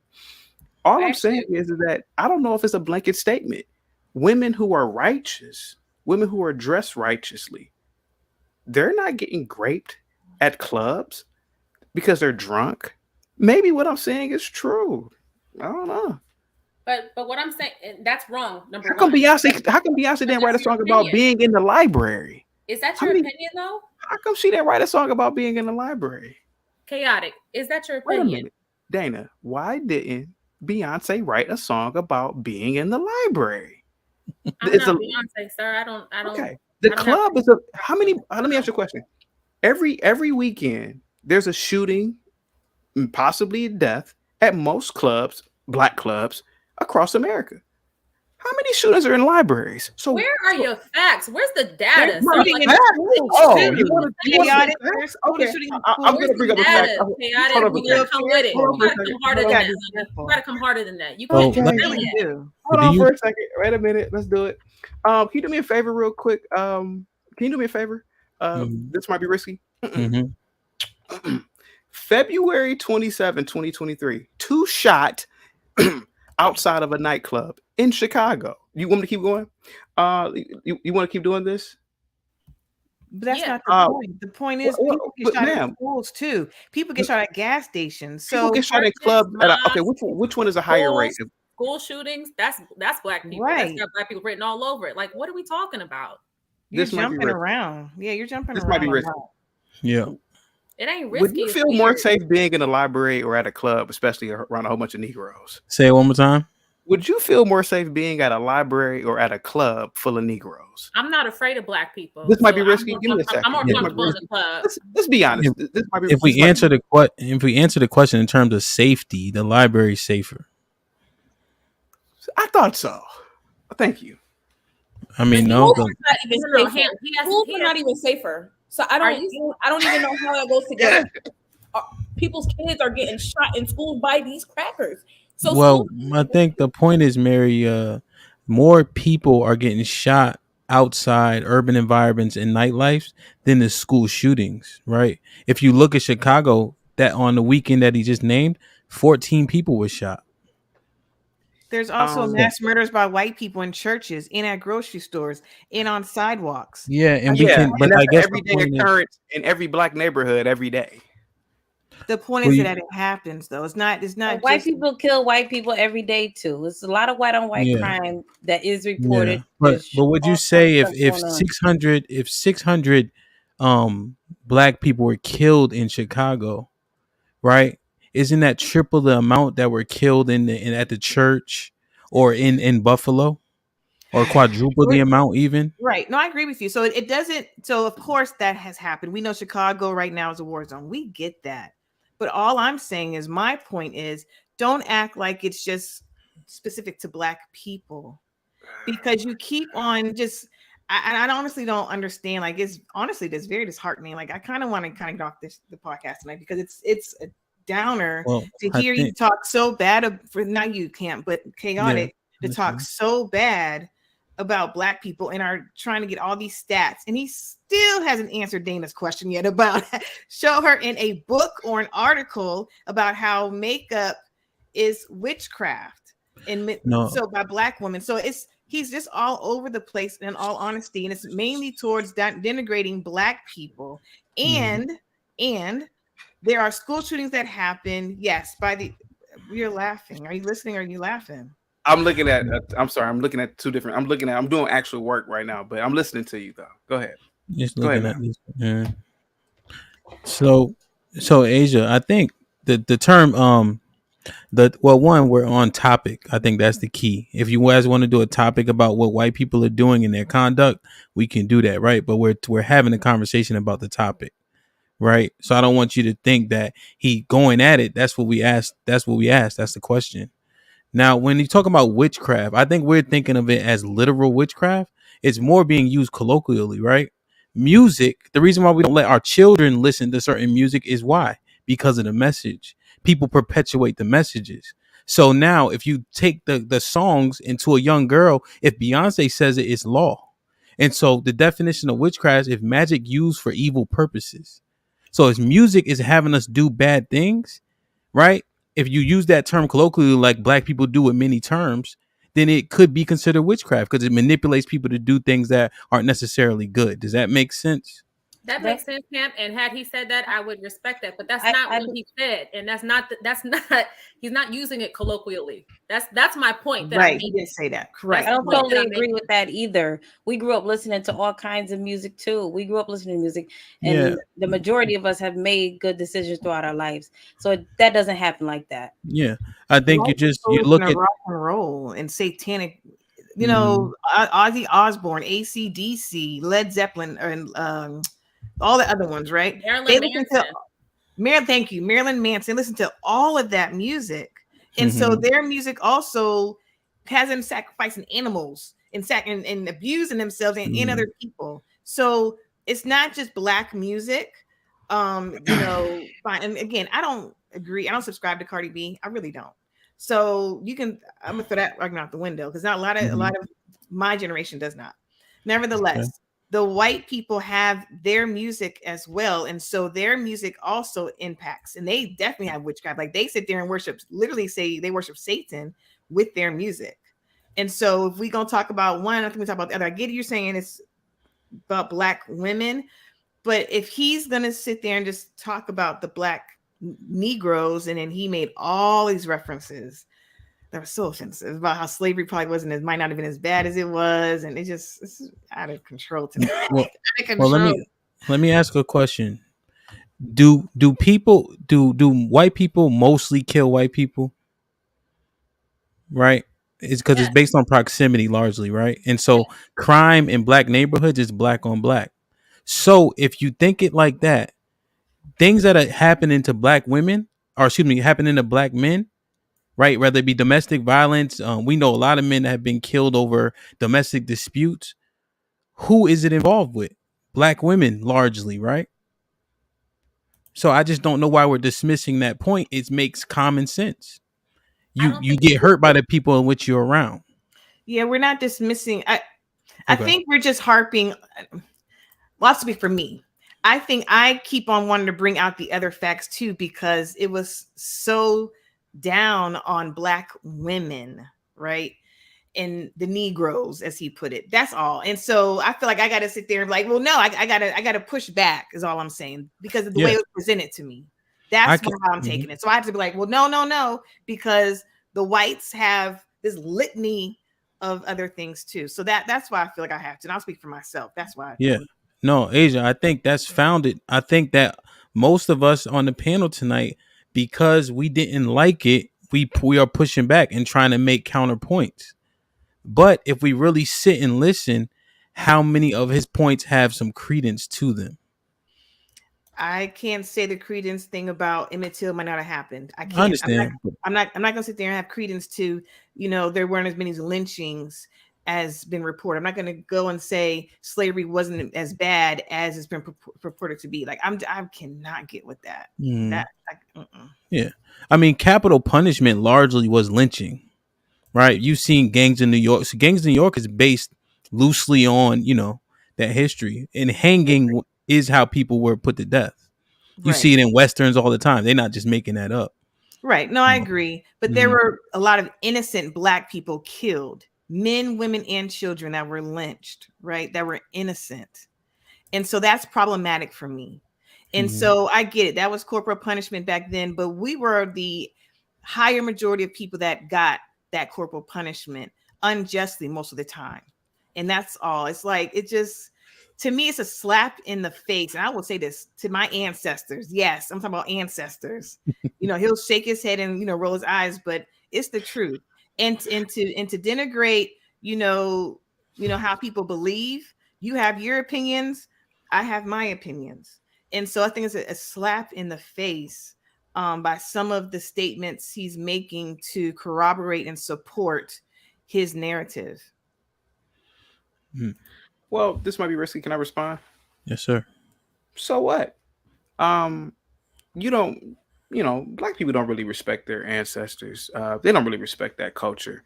They pretend that they do, but they don't. If they did, the community would be a lot better. This woman, like most women, or like most people, have nothing to do with those people that were supposedly even lynched.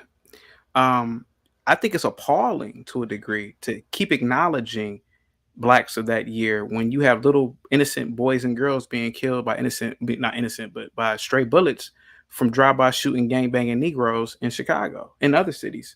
I've seen many little children killed at the hands of the little degenerate little nigglets in the community because they can't shoot right, so they end up shooting a kid at the playground. So to talk about a few ancestors that you have no idea what they were or who they were, that's fine. You can do that all you want. But me personally, I mean, I don't care. I've never have cared about that things in the past. And that's why I say worshiping the ancestors is dangerous because you're so in love with the ancestors. You're not in love with the current state of the Black community now. That's what's really appalling to me. You're so in love with these people that you never even seen before. It's fascinating. Who are you that you're referring to? Well, what I'm saying is it's this ancestor worship, Jezebel culture of worshiping these ghosts. Why not worship the people who are here now? I believe that we are. I believe why not care? Why not care about the people who are dying now, like the little boy? We do. You know what? Negroes can name all these Negroes from back in the day, but can't name the little beautiful little 7-8-year-old boys and girls that are killed by stray bullets from dumb niggas. Can't name one. But they can talk about Thurgood goddamn Marshall. No. I mean, not Thurgood Marshall. I'm talking about Frederick Douglass. Sorry. Go ahead, Dana. Go ahead. Chaotic. Much like the white man that you seem to love so much, who seems to believe that our history is not very recent. Our ancestors, honey, that's not just like people from hundreds of years ago who were lynched on trees. Our ancestors, that's one generation above our grandparents. I was alive and I know my great grandparents, and I know that the struggles that they went through. It's not so untouchable. It's not so far gone. It's not worship. We do know these people. We do have relationships with these people. We do have their cast iron skillets. We do, like, they're very tangible people to us. So it's not worship of them. It is acknowledgement that this is not that long ago, and the things that they suffered through and suffered for. These are very real stories that we've heard in person, one-on-one. Can we acknowledge that or not? Is that not a thing? No, in my opinion, no. All right, look up the definition of ancestor and then come back and talk to me. Well, let me ask you the question. If we focus on things of the past, are we using that to propel us now? Like, so what are we doing with this information? This might be risky. How many times have you, I'm going to answer your question. And this is not really a question you should answer. How many times you yourself, sir, I have asked my panel questions about ancient Africans, African Americans who were in the sciences, mathematical field, etc. A nigga don't know any name, but for some reason they have this attachment towards Maya Angelou, who was a goddamn prostitute. This attachment to Harriet Tubman that may or may not have it, this woman that may or may not have existed. Because when you sit back and think about it, what woman is really going to walk 5 and 6 states over with an Elmer Fudd musket saving Negroes? We don't see that even now. But don't know anything about achievements from really blacks, from blacks who were great. How many times this might be risky? Hey, man, remember Black History Month? Every day of the month. Hey, Negro, ask, name me a black astronaut. I don't know that. 20 niggas would be on the panel. Why do we talk like that? Hold on for a second. Give me a second. This might be risky. How many times during Black History Month did I ask about black business owners, black this, black that? Niggas didn't know. So we have a selective picking and choosing of which people to revere in history. And that's another thing, or another reason why I despise that ancestor worship. People were shocked at me, young ladies, when I told them, why are you worshiping Maya Angelou? She was a self-admitted prostitute. She was a goddamn hoe. But but black women on these campuses love her. That's the ancestor. I'm like, the ancestor? So it's not ancestor worship. It's acknowledging and appreciating what they've done. So what did she do? What did Maya Angelou do? Let me be very clear about that. Secondly, what did Maya Angelou do? Secondly, ma'am, what did she do? Get my point across, because you've talked a lot, and I know Kim gonna scream at me again. I'll just log off if I have to. But no, I'm gonna get my point across. What did Maya Angelou do? So it's not ancestor worship. It is acknowledging what she has done in her contributions. What did she do? If we're acknowledging what they've done, poetry, then that's fine. Also, we are nowadays, currently, a lot of us are in the community making the community better. We are. But I get it. It doesn't feed your narrative. It does not feed your narrative that you want to say that, Negroes, and you sit there and you get this very stupid, not stupid, like you're being stupid, but it's like this very uneducated accent. I don't know that. Like that right there is denigrating to you're saying that's how most blacks act. But Negroes that you hang around. That you hang around. No, ma'am, no, I do not.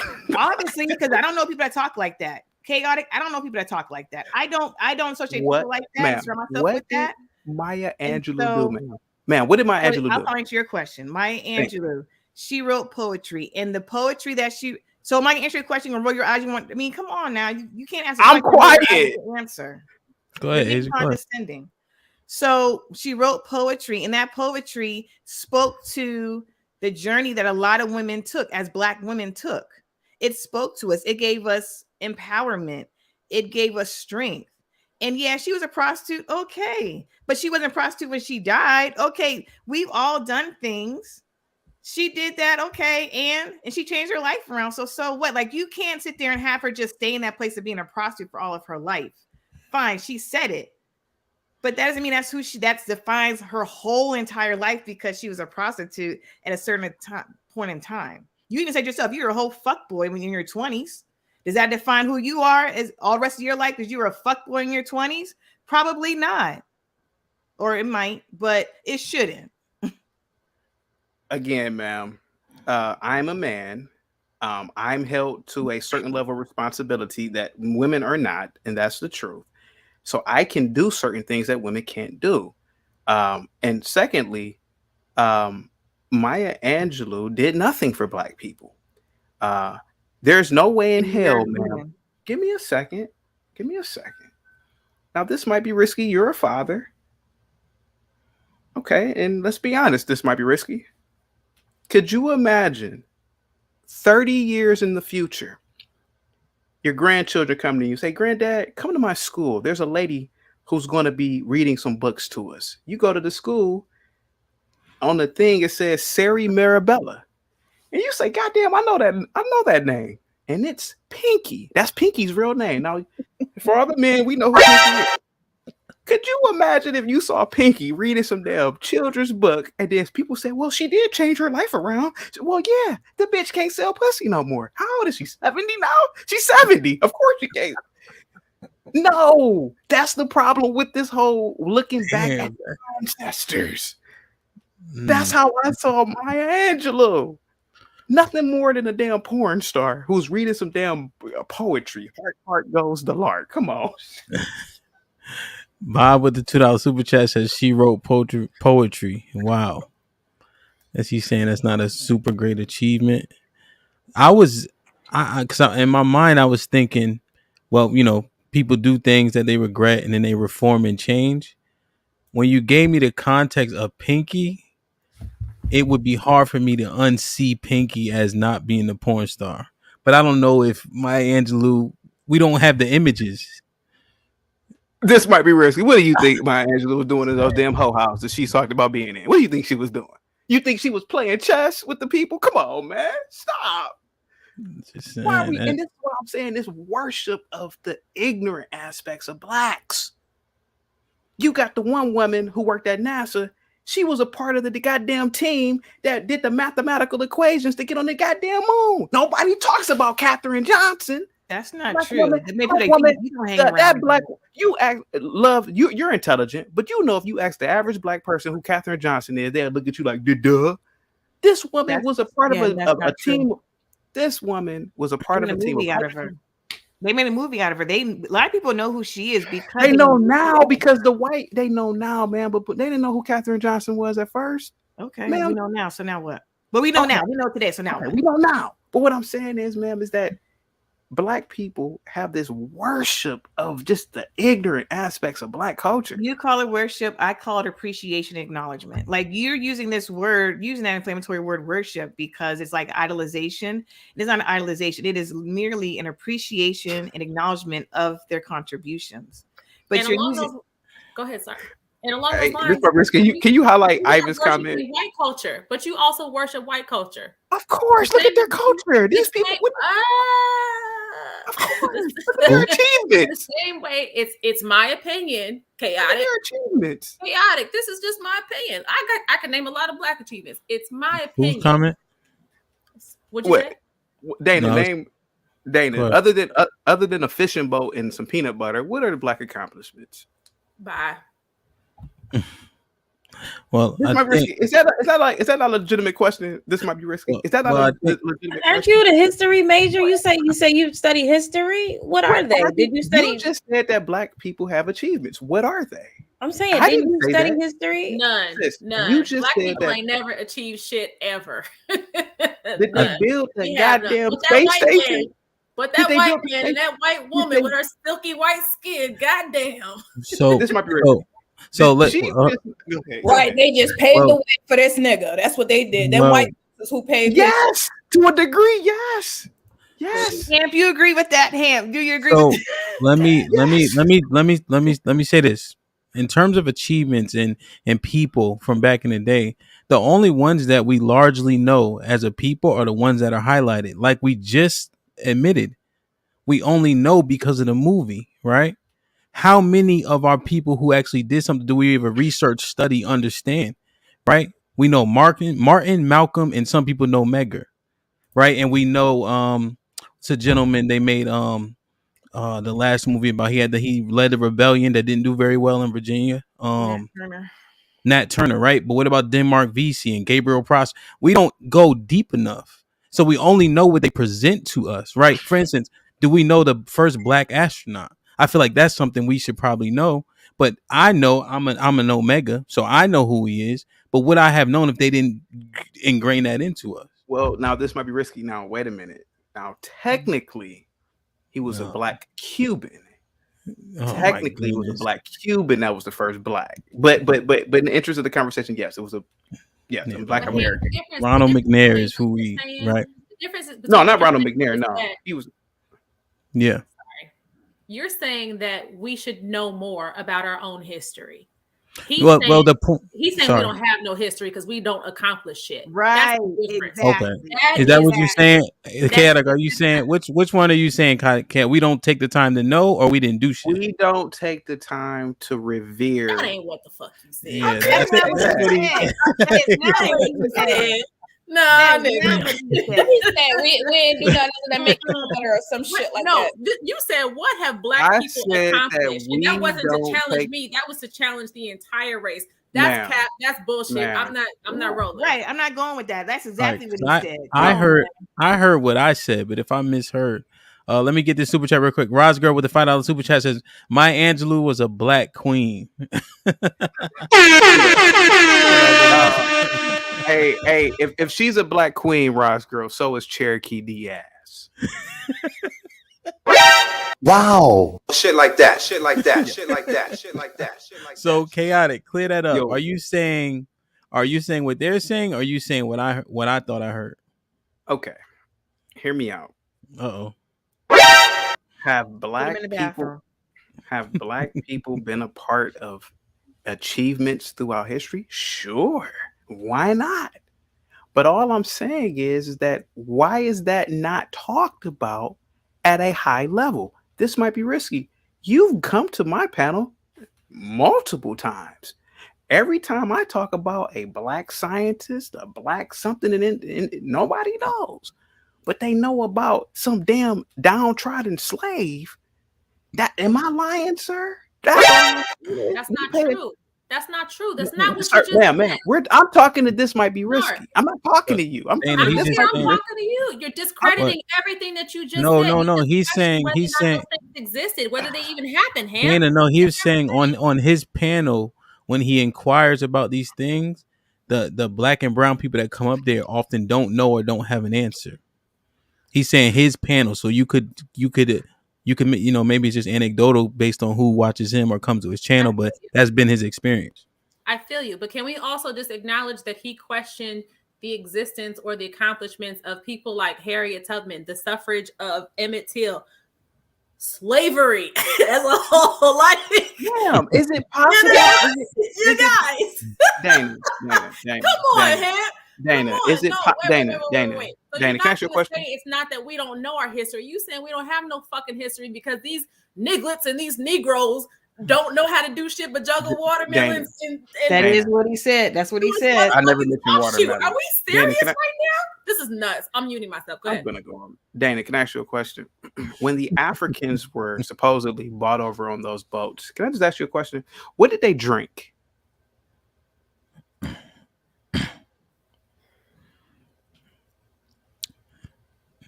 Dana?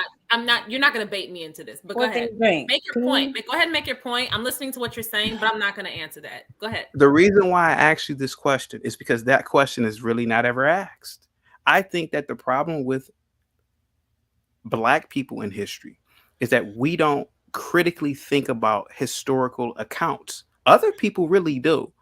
You have to ask yourself, why are these people constantly lying to you, possibly, and telling you that hundreds of Africans were in these boats? Well, if you think about logistics, what did all these people eat on a daily basis? It takes months to get to the New World.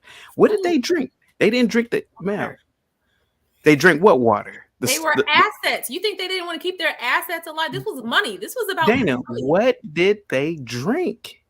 Pee. Oh, what are you getting at? Is that what they drank? I don't know. He's not getting Just at think, anything. So what he's did hundreds? What did I'm just hundreds saying, I'm guessing. of Is these people drink? he's saying that the story that they created, the narrative that they created. Now, I'm not big on history. I don't really care on that part of side of history much. I'm not into it. But with all the people stacked on the boats and things like that, supposedly they were drinking each other's piss because I thought they were laying there.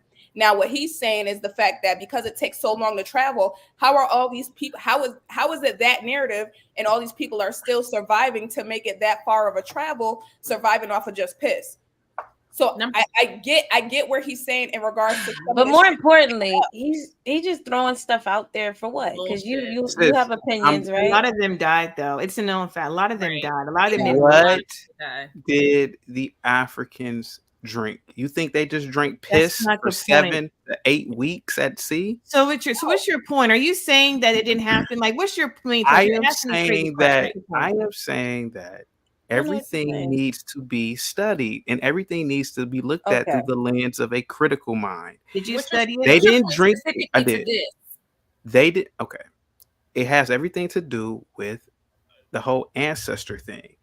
Everything about the past may not be what it really was. All I'm saying is that you got to start asking questions. They didn't drink the salt water. What did they eat at sea? Nobody ever talks about that. What did they really eat? That's a good question. What did they eat?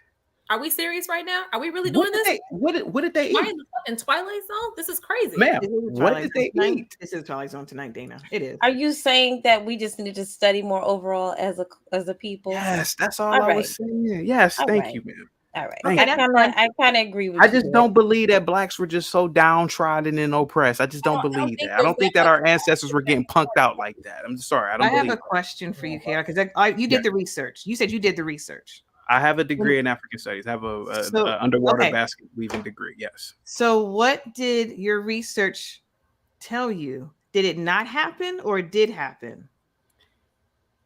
The way that I have concluded, and I wrote papers on this, is that slavery has been largely over exaggerated. But did it happen? Yes, there was slavery because slavery has always been a part of human history. There is slavery going on right now. There is oppression going on right now. Were there Africans that were taken from Africa and brought here to the United States or at the New Land? I believe, listen, now this is what I believe. I believe that a lot of the Africans voluntarily came to the New World. Now, I'm going to tell you why. Hear me out for a minute. Just hear me out.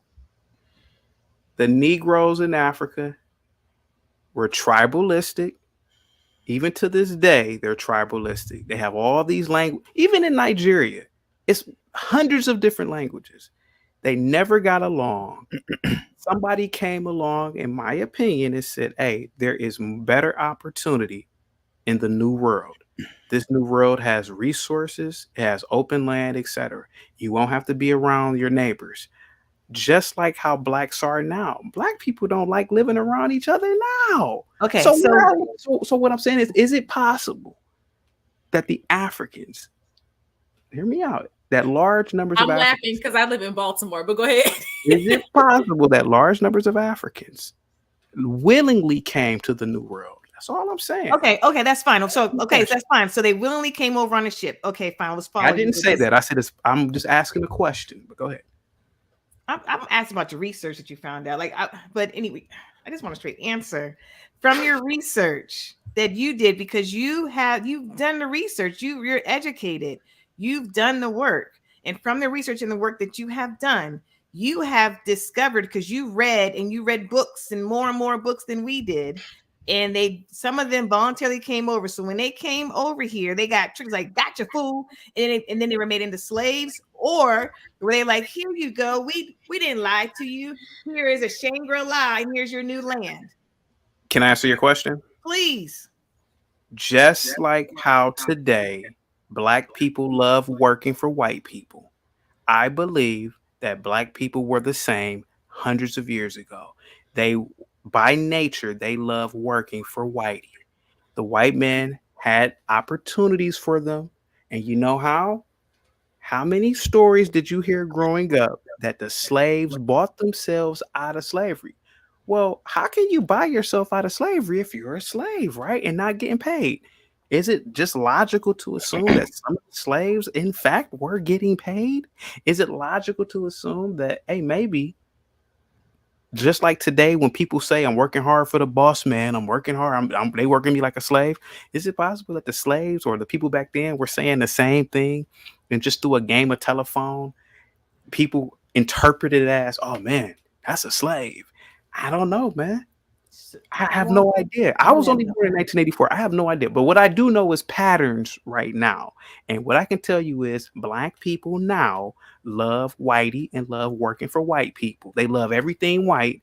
So is it logical to assume that the dumb Africans who were living in the Stone Age were the same way? That's all I'm saying. And it's This funny might be risky. I talk about this all the time. 15 minutes ago, you sat there and said the white people have such a rich, wonderful history, and they invented all these things. So you kind of subscribe to that whole whitey is right. You do. You're on it right now. You're on the computer right now. Who do you think ushered in the computer age? Niggas, it was white. How do you think your Wi-Fi works? You ain't driving a donkey, ma'am. Stop. So he's saying we. Because he's saying, so you saying we. This white man is the reason why you're able to drive your car. All right. Is there another question? I'd just like to say I don't enjoy working for the white man. Okay. But you do though. Why don't you go to Africa? Do. Yeah, but why don't you move to Africa? No, I'm gonna establish myself here and work. But there's a lot of black companies in America. I can name like 100 of them right now if you want me to. Nah, Tay, be grateful for that white man. No, I'm good on that. I'm good on that. My fraternity brother. This might be risky. You already know who I'm talking about. Mm-hmm. Vista Equity Partners, Robert F. Smith. He manages $80 billion in assets. See, Black people own stuff in America. Why don't you work for Black people? I don't want to work for anyone. Oh, that was. I don't want to work for anyone. I'm going to work for myself. Okay. I appreciate the stats. Do you work for your frat brother? No, I work for myself. I don't like working for people. I ain't gonna lie to you. Can I also ask which fraternity you're in? Oh, come on. Come on. I'm part of the greatest fraternity on the planet. I'm an alpha. Come on. We already know that. Stop. Put him in the fucking bedroom. Get him out of here. Come on. Damn. I feel like I'm just, there's a lot of information. Some of it could be misinformation. Have you guys ever had those curiosities? Like because it's said that 100 million may have died during the slave trade. That sounds like a lot of people. How did they get them over here? Where pitch that, right? And I guess boat, so I assume you can throw it off, right? But like, how did they feed them? How large were these ships? Where did these ships come from? Have you guys ever had that curiosity? This might be risky. Yes. So I have, just like the Bible. I question all of that. Yes, all those things are questioned. We're not. We are very analytical thinkers. It's just, again, I wouldn't sit there and say it wasn't as bad because owning another human being is bad. You can't ever make that a light thing. Owning another human being. So that's where yes, I've thought about it. We've all sat there and said we thought about it on the panel. Like, well, how did that just happen? How did that happen? But the ultimate truth still lies in the fact that it was a horrible, disgusting way of living. And you can't, you can do what you want to do. Obviously, you have been. But I'm not going to subscribe and sit there and say it wasn't as bad as it's been made out to believe, because it is a horrible thing to be owned by another human being, to have been sold off, to not have a right to go in and to have freedom to do whatever you wanted to do. So I'm done. Never mind. You must want to talk. I'm good. I'm done. This might be risky. Mm-hmm. When I was a kid growing up,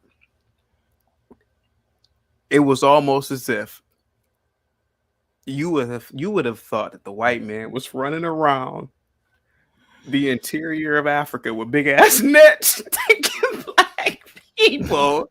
Like, literally, that's what we thought when we were kids. They're like, the white man was just running around with nets. When in fact, that slavery existed in Africa. The Dahomey tribe was major slavers. We know that too. Yeah. But like I said before, I just don't, in my opinion, I just don't believe that it was that bad. I just don't. Because if it was that bad, why would you want to live here if these people were that damn bad? Why not just move to one of the 60 African countries? Yeah, but Or black. why do you sound like you're guessing and you have these opinions with no facts behind them? You studied history, no? I don't get where you're coming from. You went to school, you paid for your degree, you have African American what studies background, right? You have that background, but you have Underwater no. basket weaving. You're not an. Are Underwater you an educator or no? I'm I confused. used What to, are I you used to, educating? I believe it or not, I used to teach in the inner city public schools. It was an absolute nightmare. I would say that if any black man ever decides to teach, you got to. I would literally say that the black man should start off at $250,000. Teaching black children is like teaching monkeys, or herding cats. One of the two. Them having True. to listen to somebody like you, I can see why. Well, I mean, but say what you But want to why? say, man. But say what you want to But say. why But the you and I both black? know Why that you the go to black? any. I know a lot of black men teachers that Name me the love school. the difference that they make. Name me the school right now. No. I don't know Why? the names of Why the not? schools they work And at. I bet you is at the Okay. bottom in terms of the state report card. Bet you.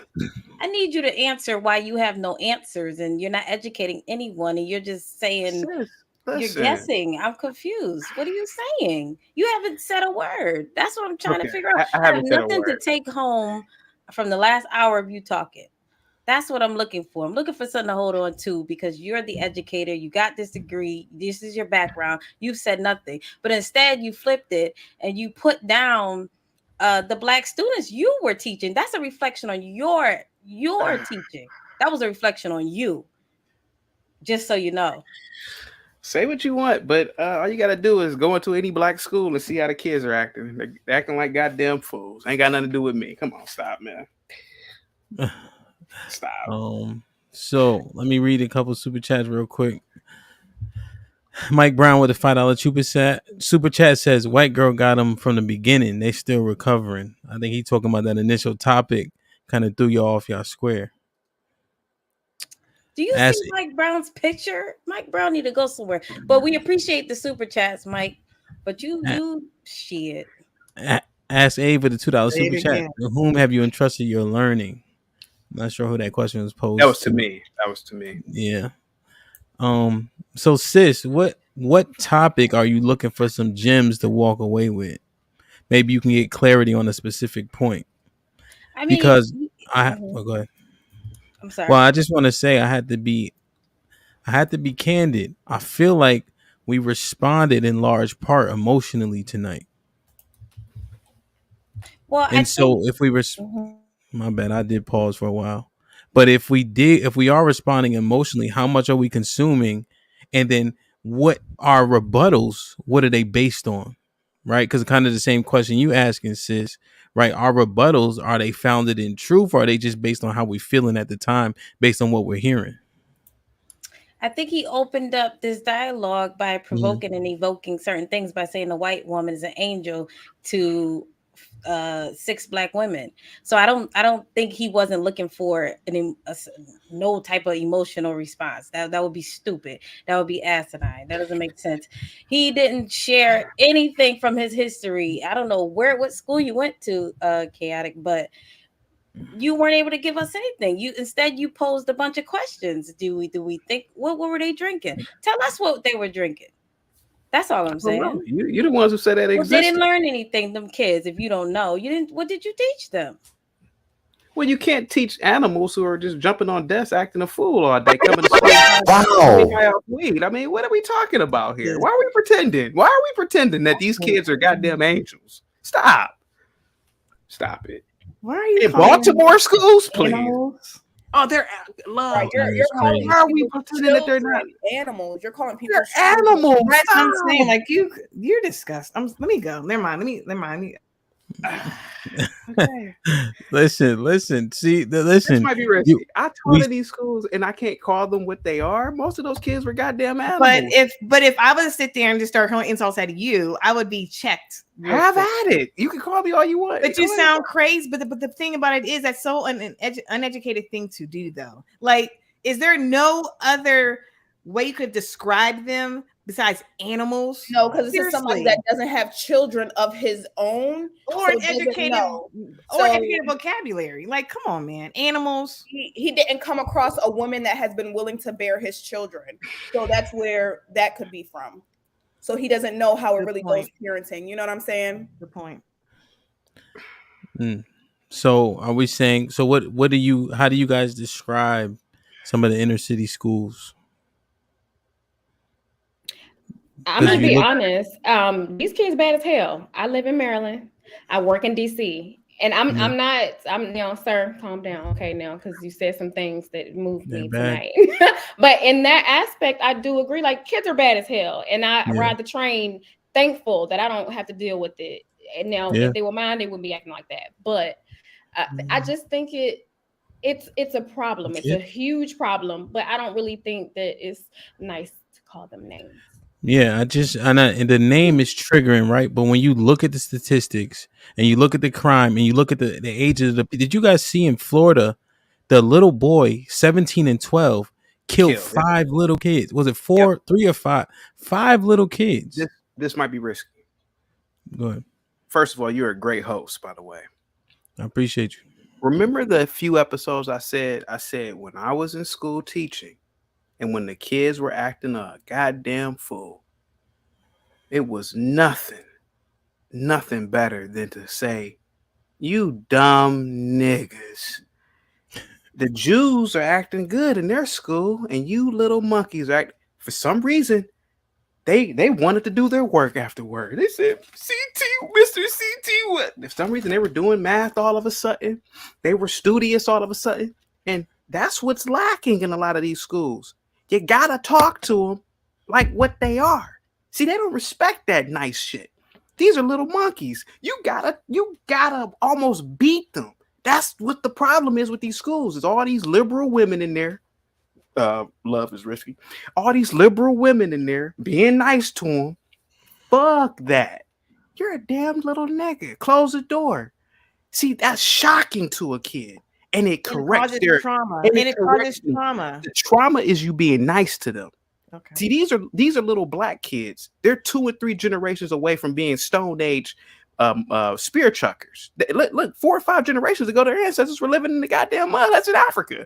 You gotta treat them like what they are. You gotta correct their primitive behavior. You little monkey. Do that. Talking to them like that. Yes, it's called no. See, that's why I'm not going to these schools with y'all women there. I can't do it. It's called being assertive. The thing about it, and a lot of people miss that now when it comes to parents, teachers, whoever. Explain to these children what they're doing wrong. Y'all like to force some kind of thing with no explanation. Explain to these children what they're doing wrong and how can it affect them. But no, everybody want to act like they want to put their foot down without even giving a chance to explain to these children. You don't know where these children come from. You don't know what they got to deal with when they come from home.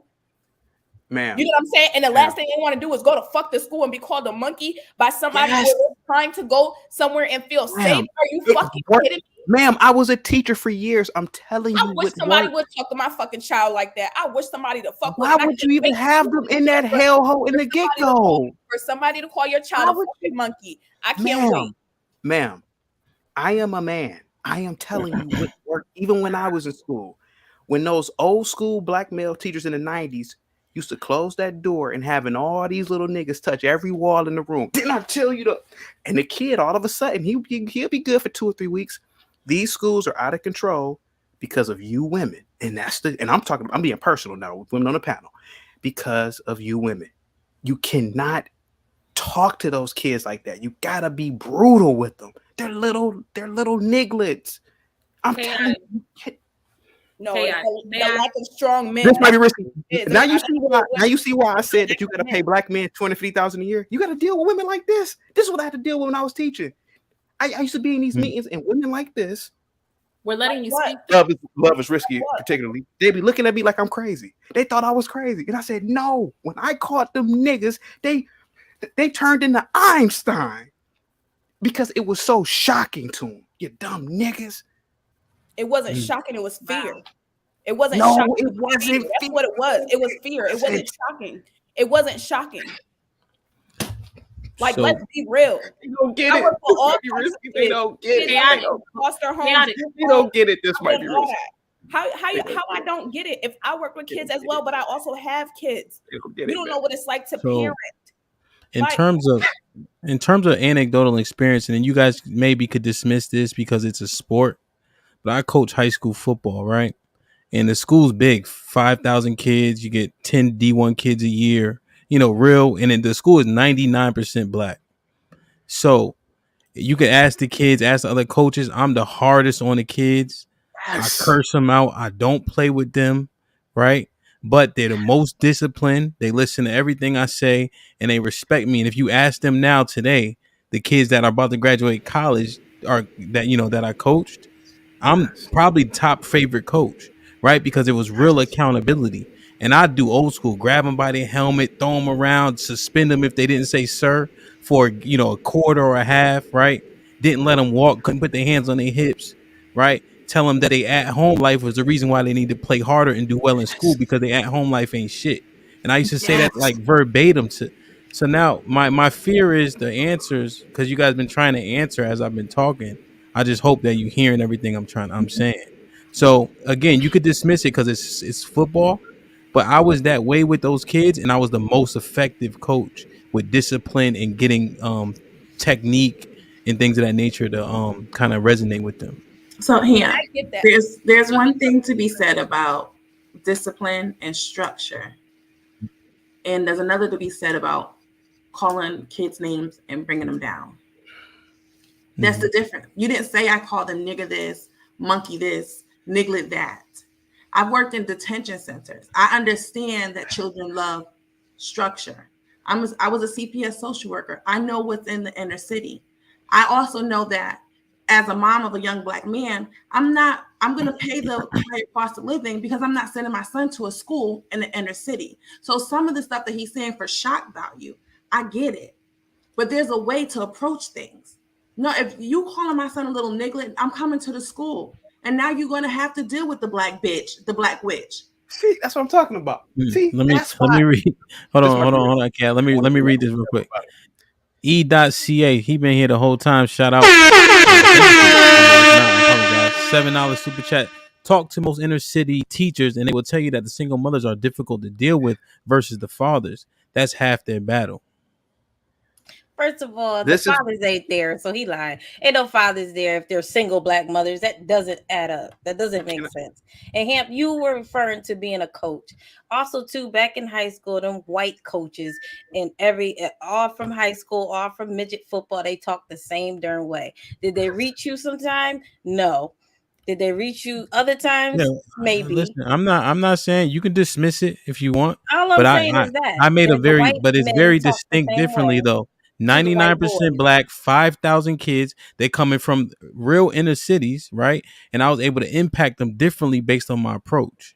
My point is the white coaches used to talk to the white kids the same way, and it's the same thing. So they're not little niggas and monkeys. So that's just a style of the way you do I see what you're saying. Stuff like that. Teachers in football and sports and but how they talk to the kids. Along those lines, also, Hamp, sorry, I didn't mean to interrupt you, sis. Along those lines, Hamp, when you're talking about coaching and the example that you just gave, and you're talking to these young men a certain way because you see something in them, you want them to come out better than their circumstances are. You believe in their value as men, as black men, as human beings, as all of that. Chaotic ain't talking none of that shit. He's degrading black people, black women, black children as a whole. You're not worth anything. You're not worth respect. You're nothing but, he said, you're 2 steps away from being primitive. That's not the same conversation. That's not the same encouragement. That's not the same approach that you're taking when we're talking about coaching. So I hear what you're saying, and I'm not dismissing it by any stretch of the imagination, but he truly, to his core, believes that certain groups of black people in particular are not worth a damn, and they're not worth anybody's time of day because you are less than whomever. I see what you're saying. That's Hold fair. on for a second. This might be Let me risky. hold on. Let me read these 2 super chats, Chaotic, and then you can go. So this one, I'm not sure who they're talking to, but I can't say the F word, but it rhymes with maggot, wimp, simp, and then E clarified the statement again. The fathers that are involved are easier to deal with than single mothers. Most inner city teachers will tell you this. Go ahead, Chaotic. This might be risky. Yo. Now you see why I say some of the things that I say about teaching. Just listen to these women. They can't bust a grape with I don't know what that saying is. Listen to how idiotic the feminist energy sounds. They're telling men how to deal with boys. Can you imagine how crazy this is? Witchcraft. What is wrong with me saying, hey, you little spear chuckers? That's what your ancestors were doing, acting like damn fools. Am I lying? What were their ancestors doing 500 years ago in Africa? Weren't they not spear chuckers? Ancestors? Wait a minute. Are we talking about ancestors? Wait a minute. That's ancestors. I'm giving it You are worshiping. Wow. Let him. Okay. Let me talk. I know they've been drinking, so you know. Now we're gonna allow the Shit like that. Shit like that. Shit like that. Shit like that. Shit like that. What is so wrong with me saying, hey, look, man, we've left that primitive nature behind. Yeah, you're acting like these hunter-gatherer ancestors of yours. What was wrong with me calling them spear chuckers? Am I lying? Were they not spear chuckers? Were their great-great-great-great-grandfathers not hawking spears at each other and living in mud huts? Am I lying? They were negotiating with the white man on the plantation. I'm talking about 500 or 600 years ago. So what I'm saying is that when they hear that, or some shit that we don't even know happened.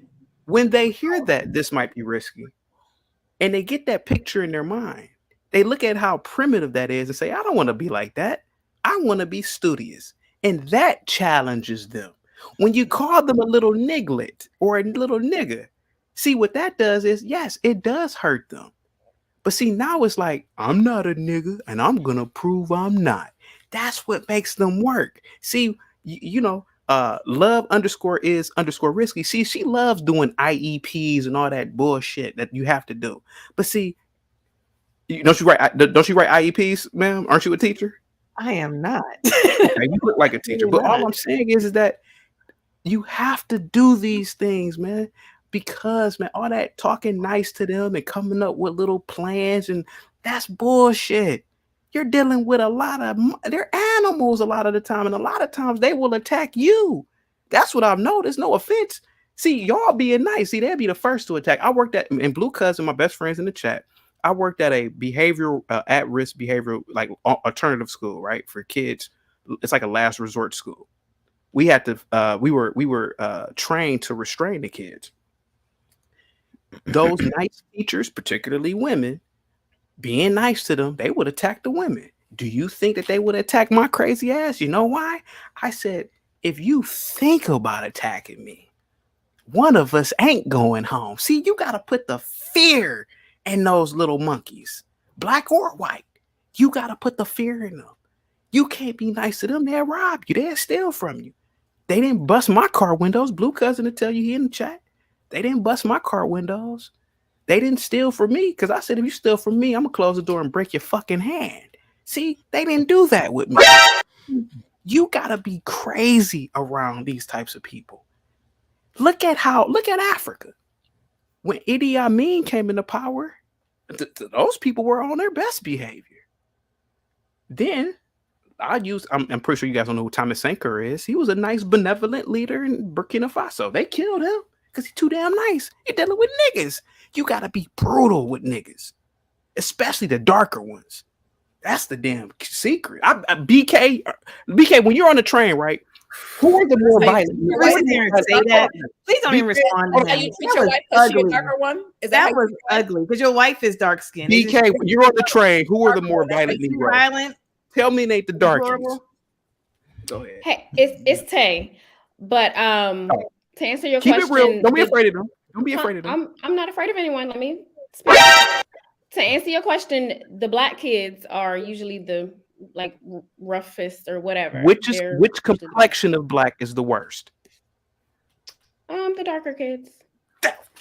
No. Damn. But that's from again. I'm one person. I'm one person. And this is Hold on. Slow down for a second. One. B with the $20 super chat.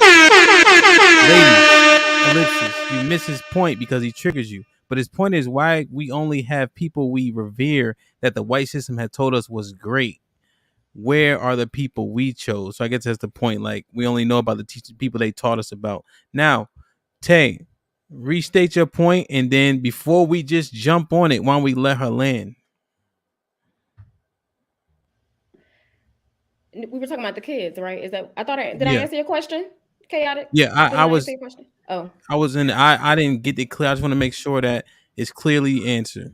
I don't want the ladies to be mad at you, Tay. No, that's fine. Whoever could be mad at me, but I would just like to say earlier, I was not saying be nice to them. I just said the name calling ain't nice. Now I will add to your point and say that my mother was a single mother. She beat my ass and she cussed me out almost every, when I wasn't doing right. Now that got me on the right path. She ain't had to worry about me as a kid because I had that type of what we call love now. Like she know how to say I love you now, but then that was how she showed love, and that was what was instilled in me is whipping my ass and being mean and cussing me out, whatever the case may be. So I will say that was effective for me, but I'm not a black man raising a black boy either. You know what I mean? So to that point, I can say that it will be effective when it's done right. And Hamp, like you were saying, to your point, I think that's a great example for coaching because sometimes you have to be hard on kids. I'm not saying I condone the name calling and all of that stuff, but you do have to be hard on them in certain situations and provide certain structure that they may not be getting at home. Now, Tay, because I'm trying to keep up with the super chats and whatnot. So darker complected kids are worse. Little niggas will rob you blind. So I think he building on that point. But do you agree that the darker kids were, did you say aggressive or violent? Come on, man. No, what I see. Come on, man. Let's be honest, man. But I'm saying, is that what you asked? Of course is what I asked. Because she worked around kids and she's been around them and she knows the difference. And Tay, your answer was, I just want to be very clear. My answer is yes. Based off what I see on the train, like they bad as hell. I say it every day, like, damn, these badass kids. They bad. But specifically the darker skinned ones, you've seen them acting out more? I mean, they all are bad, but to answer this question, yes, I have seen darker skinned kids acting up more. Wow. Light skin. Okay. But I don't it's an answer based on your experience, right? Yeah. And on our panel specifically, this one, we allow people to live in that truth that they see. So let me read the super chat, then let me get Isha. I think she raised her hand first. Asia, if you raise your hand, I think, and then Dana. So E with the 279 super chat. Chaotic been cooking y'all all night. Chaotic, we need more of you in the community. Go ahead, E. Shout out to E. Appreciate you. I just wanted to answer the question about what complexion kids were the worst behaved. Now, I've worked in the school system. I've worked in detention center. And to be honest, it's been the little mixed kids with the little white moms and the black dads that you want to put on these little pedestals. They've been the true hellions. Same. I definitely agree. From working in schools to working in group homes and all that, I can definitely agree. I'm trying to, I don't know what I think about it. Anyway, go ahead, Dana. Just really quickly, Chaotic, because you are a black man who grew up in Ohio, what separates you and your upbringing from being a little niglet, a little monkey as a child?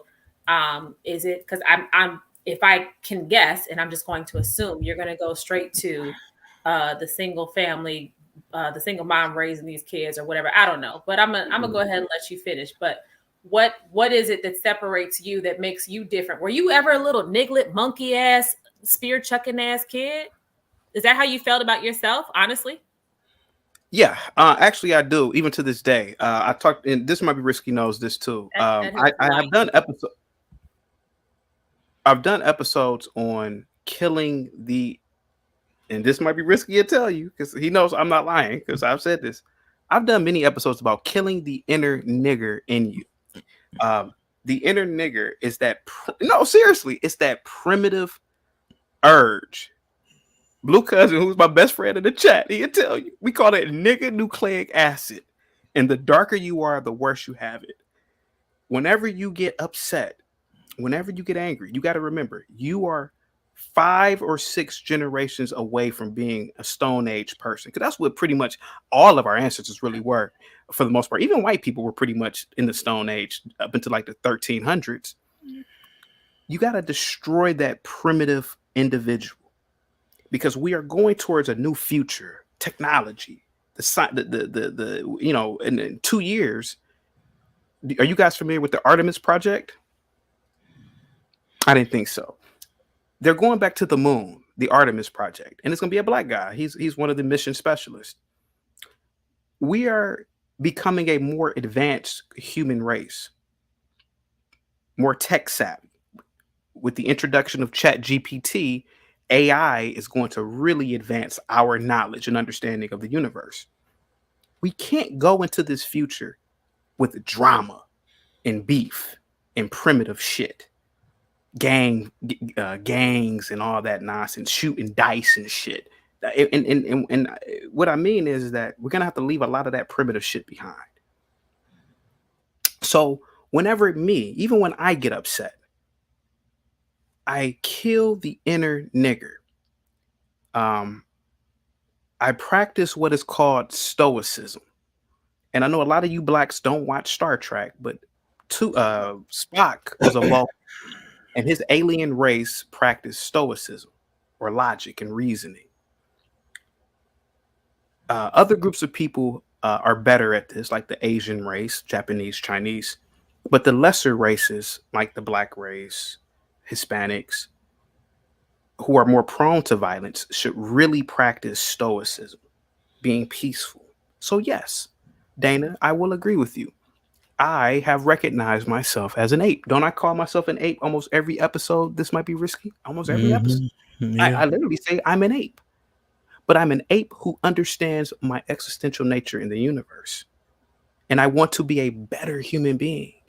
That's why I try to be as logical and use reasoning around people, especially black people. Because it's black people who get me the most upset with their behavior. But then I realized they're just primitive. You know, he littered because he's primitive. He just broke the law because he's primitive. He's still a Stone Age spear chucker, but he just happens to live in this advanced society. Oh, why did he just do that? Why did she just pop her ass and twerk? Oh, well, her ancient ancestors were doing it in Egypt. I did a 2-hour show on why do black women love dancing and twerking. I said, well, their ancient ancestors were dancing and twerking in ancient Egypt. I showed the hieroglyphs of black women just twerking their asses off. You know, did I not? It's in your DNA. No, but seriously, it's in your DNA.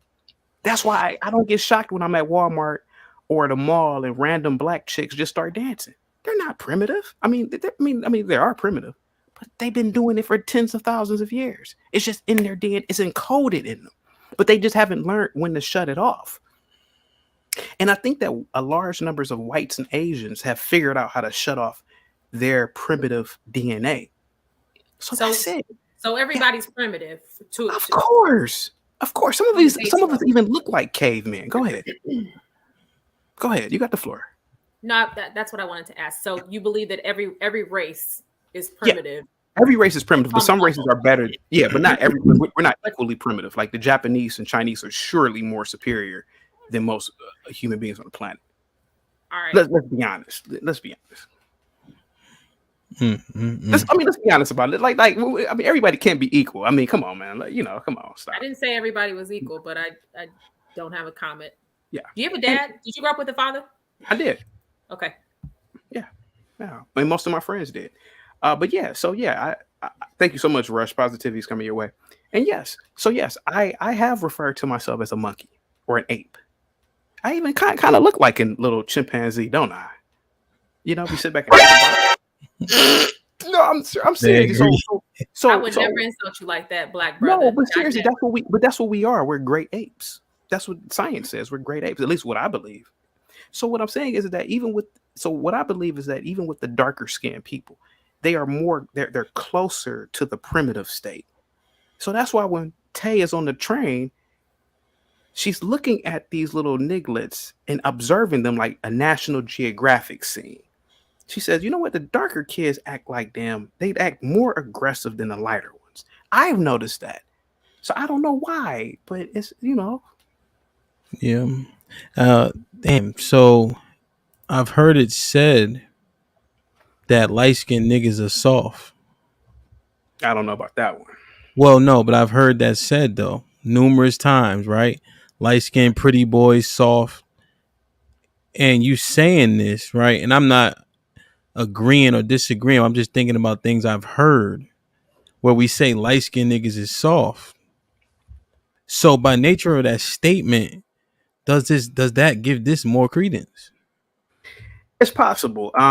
It's possible. I mean, like I said before, most of my friends are for some reason lighter complected. But what I've noticed is that they tend to be more peaceful. Now, do some of my friends have hands? Oh, absolutely. Um, this might be risky. Did you see that episode when I interviewed my one friend who was a mortgage banker? No. Mm-mm. His name is Jelani. He's super light, got them hands. But see, when he was in college, people thought that he was light, and people thought that he was soft, and he would give people them hands. So what I'm saying is that yes, I don't know why lighter is generally perceived as being softer, but Yeah. lighter may also give people an advantage in society. I don't know, But anyway, guys, go ahead, guys. No, it's interesting. I haven't said this all show. Like, share, subscribe, tell a friend and tell a friend. If you did not hit the like button, by all means, please hit it right now. This has been a very interesting and intriguing conversation to me. Yeah. Go ahead. No, I just want to say, Tay, when you're on the train, how do you avoid? Do you just avoid eye contact with them, or do you get to like the cart with the operator on the cart? No, I don't avoid them. I mean, it's hard to because they just, they come in and Mm, out. So yeah. no, I don't avoid them. I just, keep to myself, make sure ain't nobody over in my area. Okay. The train. I thought you said you work for yourself. What are you saying? I take the metro. So I work for the government 9 to 5, but I work for myself 5 to 9. That's a lot of working. It is. And but I just the topic. I think we hit a couple different things. I think this would behoove us to really rewind it and watch it again and hear the points. If we disagree, still fine. But let's see if we can get some counters that are less emotional and more logical and more based on fact. I think that's how we learn and grow the most. I'm not saying that some of the responses weren't great, but I feel like we got triggered in the beginning, and then I don't know if we got out of that state. I could be wrong. I'm gonna watch it again. I could be totally wrong. But This might be risky. Go ahead. When you were in college, sir, let's be honest. You had more fun at the white fraternity parties, didn't you? No. Let's be honest. No, come on. No, yeah, but I got a different experience though. Free kegs. You go to Alpha House, Q House. No, you gotta ask to go into the fridge. no, I don't. No, not at all. You made. Chaotic, not at all. I never played beer pong, none of that corny shit. I don't like dogs. I don't like the kennel, none of that. So I frequent around black people. You on mute if you're talking to me. Yeah, I'm a Q, Ivy. So nah. White people parties suck. For sure. Matter of fact. Put him in the fucking bedroom. Get him out of here. Come on. But listen. Chaotic, so I'll have you go in the middle so you understand. I really don't like Jerry Springer, but I do like one of his constructs. This has been an amazing conversation. I really appreciate y'all. Isha, final thought. Black women, you are valued. You deserve protection. You do not need to. I don't even know. I'm just fucking all over the place. Black kids, you're beautiful too. Love your dark skin. Word. Love. I'm gonna echo that. Dark skin, Black folks, love the skin that you're in. You are beautiful. You are melanated, beautiful people. Black women, you deserve all the protection, all of the love, and you are a queen. Don't let anybody tell you anything different. You don't deserve anything less. Dark skin, light skin, or anything else. You deserve all of the good that is coming to you, that's afforded to you in life. Dana. Opinions are not facts. Have a good night. Word. Sis. Let's see. Humans have emotions, therefore you're supposed to respond with some type of emotion. If you don't, that's an issue in my world. Other than that, have a good night. Tay. I think we should stay open to different perspectives. And I think it's important to remain in a state of study and stay a student because there's always more education out there. So educate yourselves. Chaotic. White women are the salt of the earth. Salute to you, sir. Mary. As we talk about in previous podcasts often, this is another reason for us to, as Black parents, to do better for our Black children so that they're not put in situations where they feel lower than they really are or lower than their own potential. Yeah, I think overall we need to reform in terms of the subject. The conduct of the Black woman, it does need to change. Right? We need to go back to some different structures so we could be more successful together. I do not use the term king and queens, specifically queen, for different reasons. I don't use those terms. I said it before. And I've always wondered why we give ourselves such esteemed titles, but have we earned them? Right? And so I've said this, I don't know, maybe 2 weeks ago. Right? I think we need to get a little bit out of that and start doing the real work and start coming back together for each other. And there are some things that we need to divest from, right? And I DJ, right? So somebody could easily say, oh, Hamp, that's hypocritical, and that could be true. But nevertheless, I think our people often perpetuate the things that are in those songs. I don't know what white people do when Marilyn Manson was sucking his own penis or taking out his ribs so he could do so. I don't know.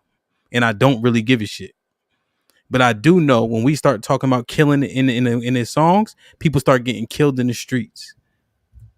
And we need to highlight that and change that. Promiscuity is not to be championed, right? I don't cook, I don't clean. I tell you how I got this ring. I say, put him in the fucking bedroom. Get him out of here. Come on. Because she telling y'all that and she ain't doing the same shit she telling y'all. That sound like bullshit to me. So yeah, I understand sis is right. You have emotional responses, right? But don't stick up for everything just because you already said fuck it in the beginning. Because everything wasn't unfounded. One last super chat. Shout out to Roz Girl. Roz Girl, awesome discussion. Salute to the men, ladies on the panel, man. Salute. Yeah, Roz Girl be she also a moderator, right? In your pod, right? Right, Chaotic? Yeah, Roz Girl. Yeah, absolutely. She's dope. Yep, I think she's she the greatest live in moderator on YouTube. Word. I think he live in the DMV too. So yeah, man. Everybody good? Any final words? Y'all straight? Yeah, I got a final word. Real quick. I mean, another final word. Check out the Artemis Project. In 2 years, they're going to make an orbit around the moon. One of the mission specialists is a Black guy named, I think his name is Victor. I think he's a Sigma, Victor Glover. And then a year after that, the Artemis 3 is actually going to land on the moon. So yeah, guys, check that out, man. Black people going to space, man, going to the moon. Other than that, this might be risky. Salute to you, sir. Yeah, Salute man, to I you, ladies. appreciate you. I'm assuming I won't be invited back. You Go ahead, Dana. You about to say something? I said you will be invited back. I'm certain of it. Yeah, okay. I think Dana had a lot of engagement. Mary had a lot of engagement. I think, you got to fight fire with fire sometimes. Don't mean that you can't understand it. It doesn't mean we can't have a conversation. Yeah, facts. Well, thank you guys so much. Salute to all you ladies and everybody in the chat. This might be risky. This is an awesome setup that you have over here. Yeah, bro. I'll be live streaming tomorrow. Tomorrow's live stream is going to be is going to the moon racist. I'm just joking. Guys, have a good one. Peace. All right. Like, share, subscribe. Tell a friend to tell a friend. And we out.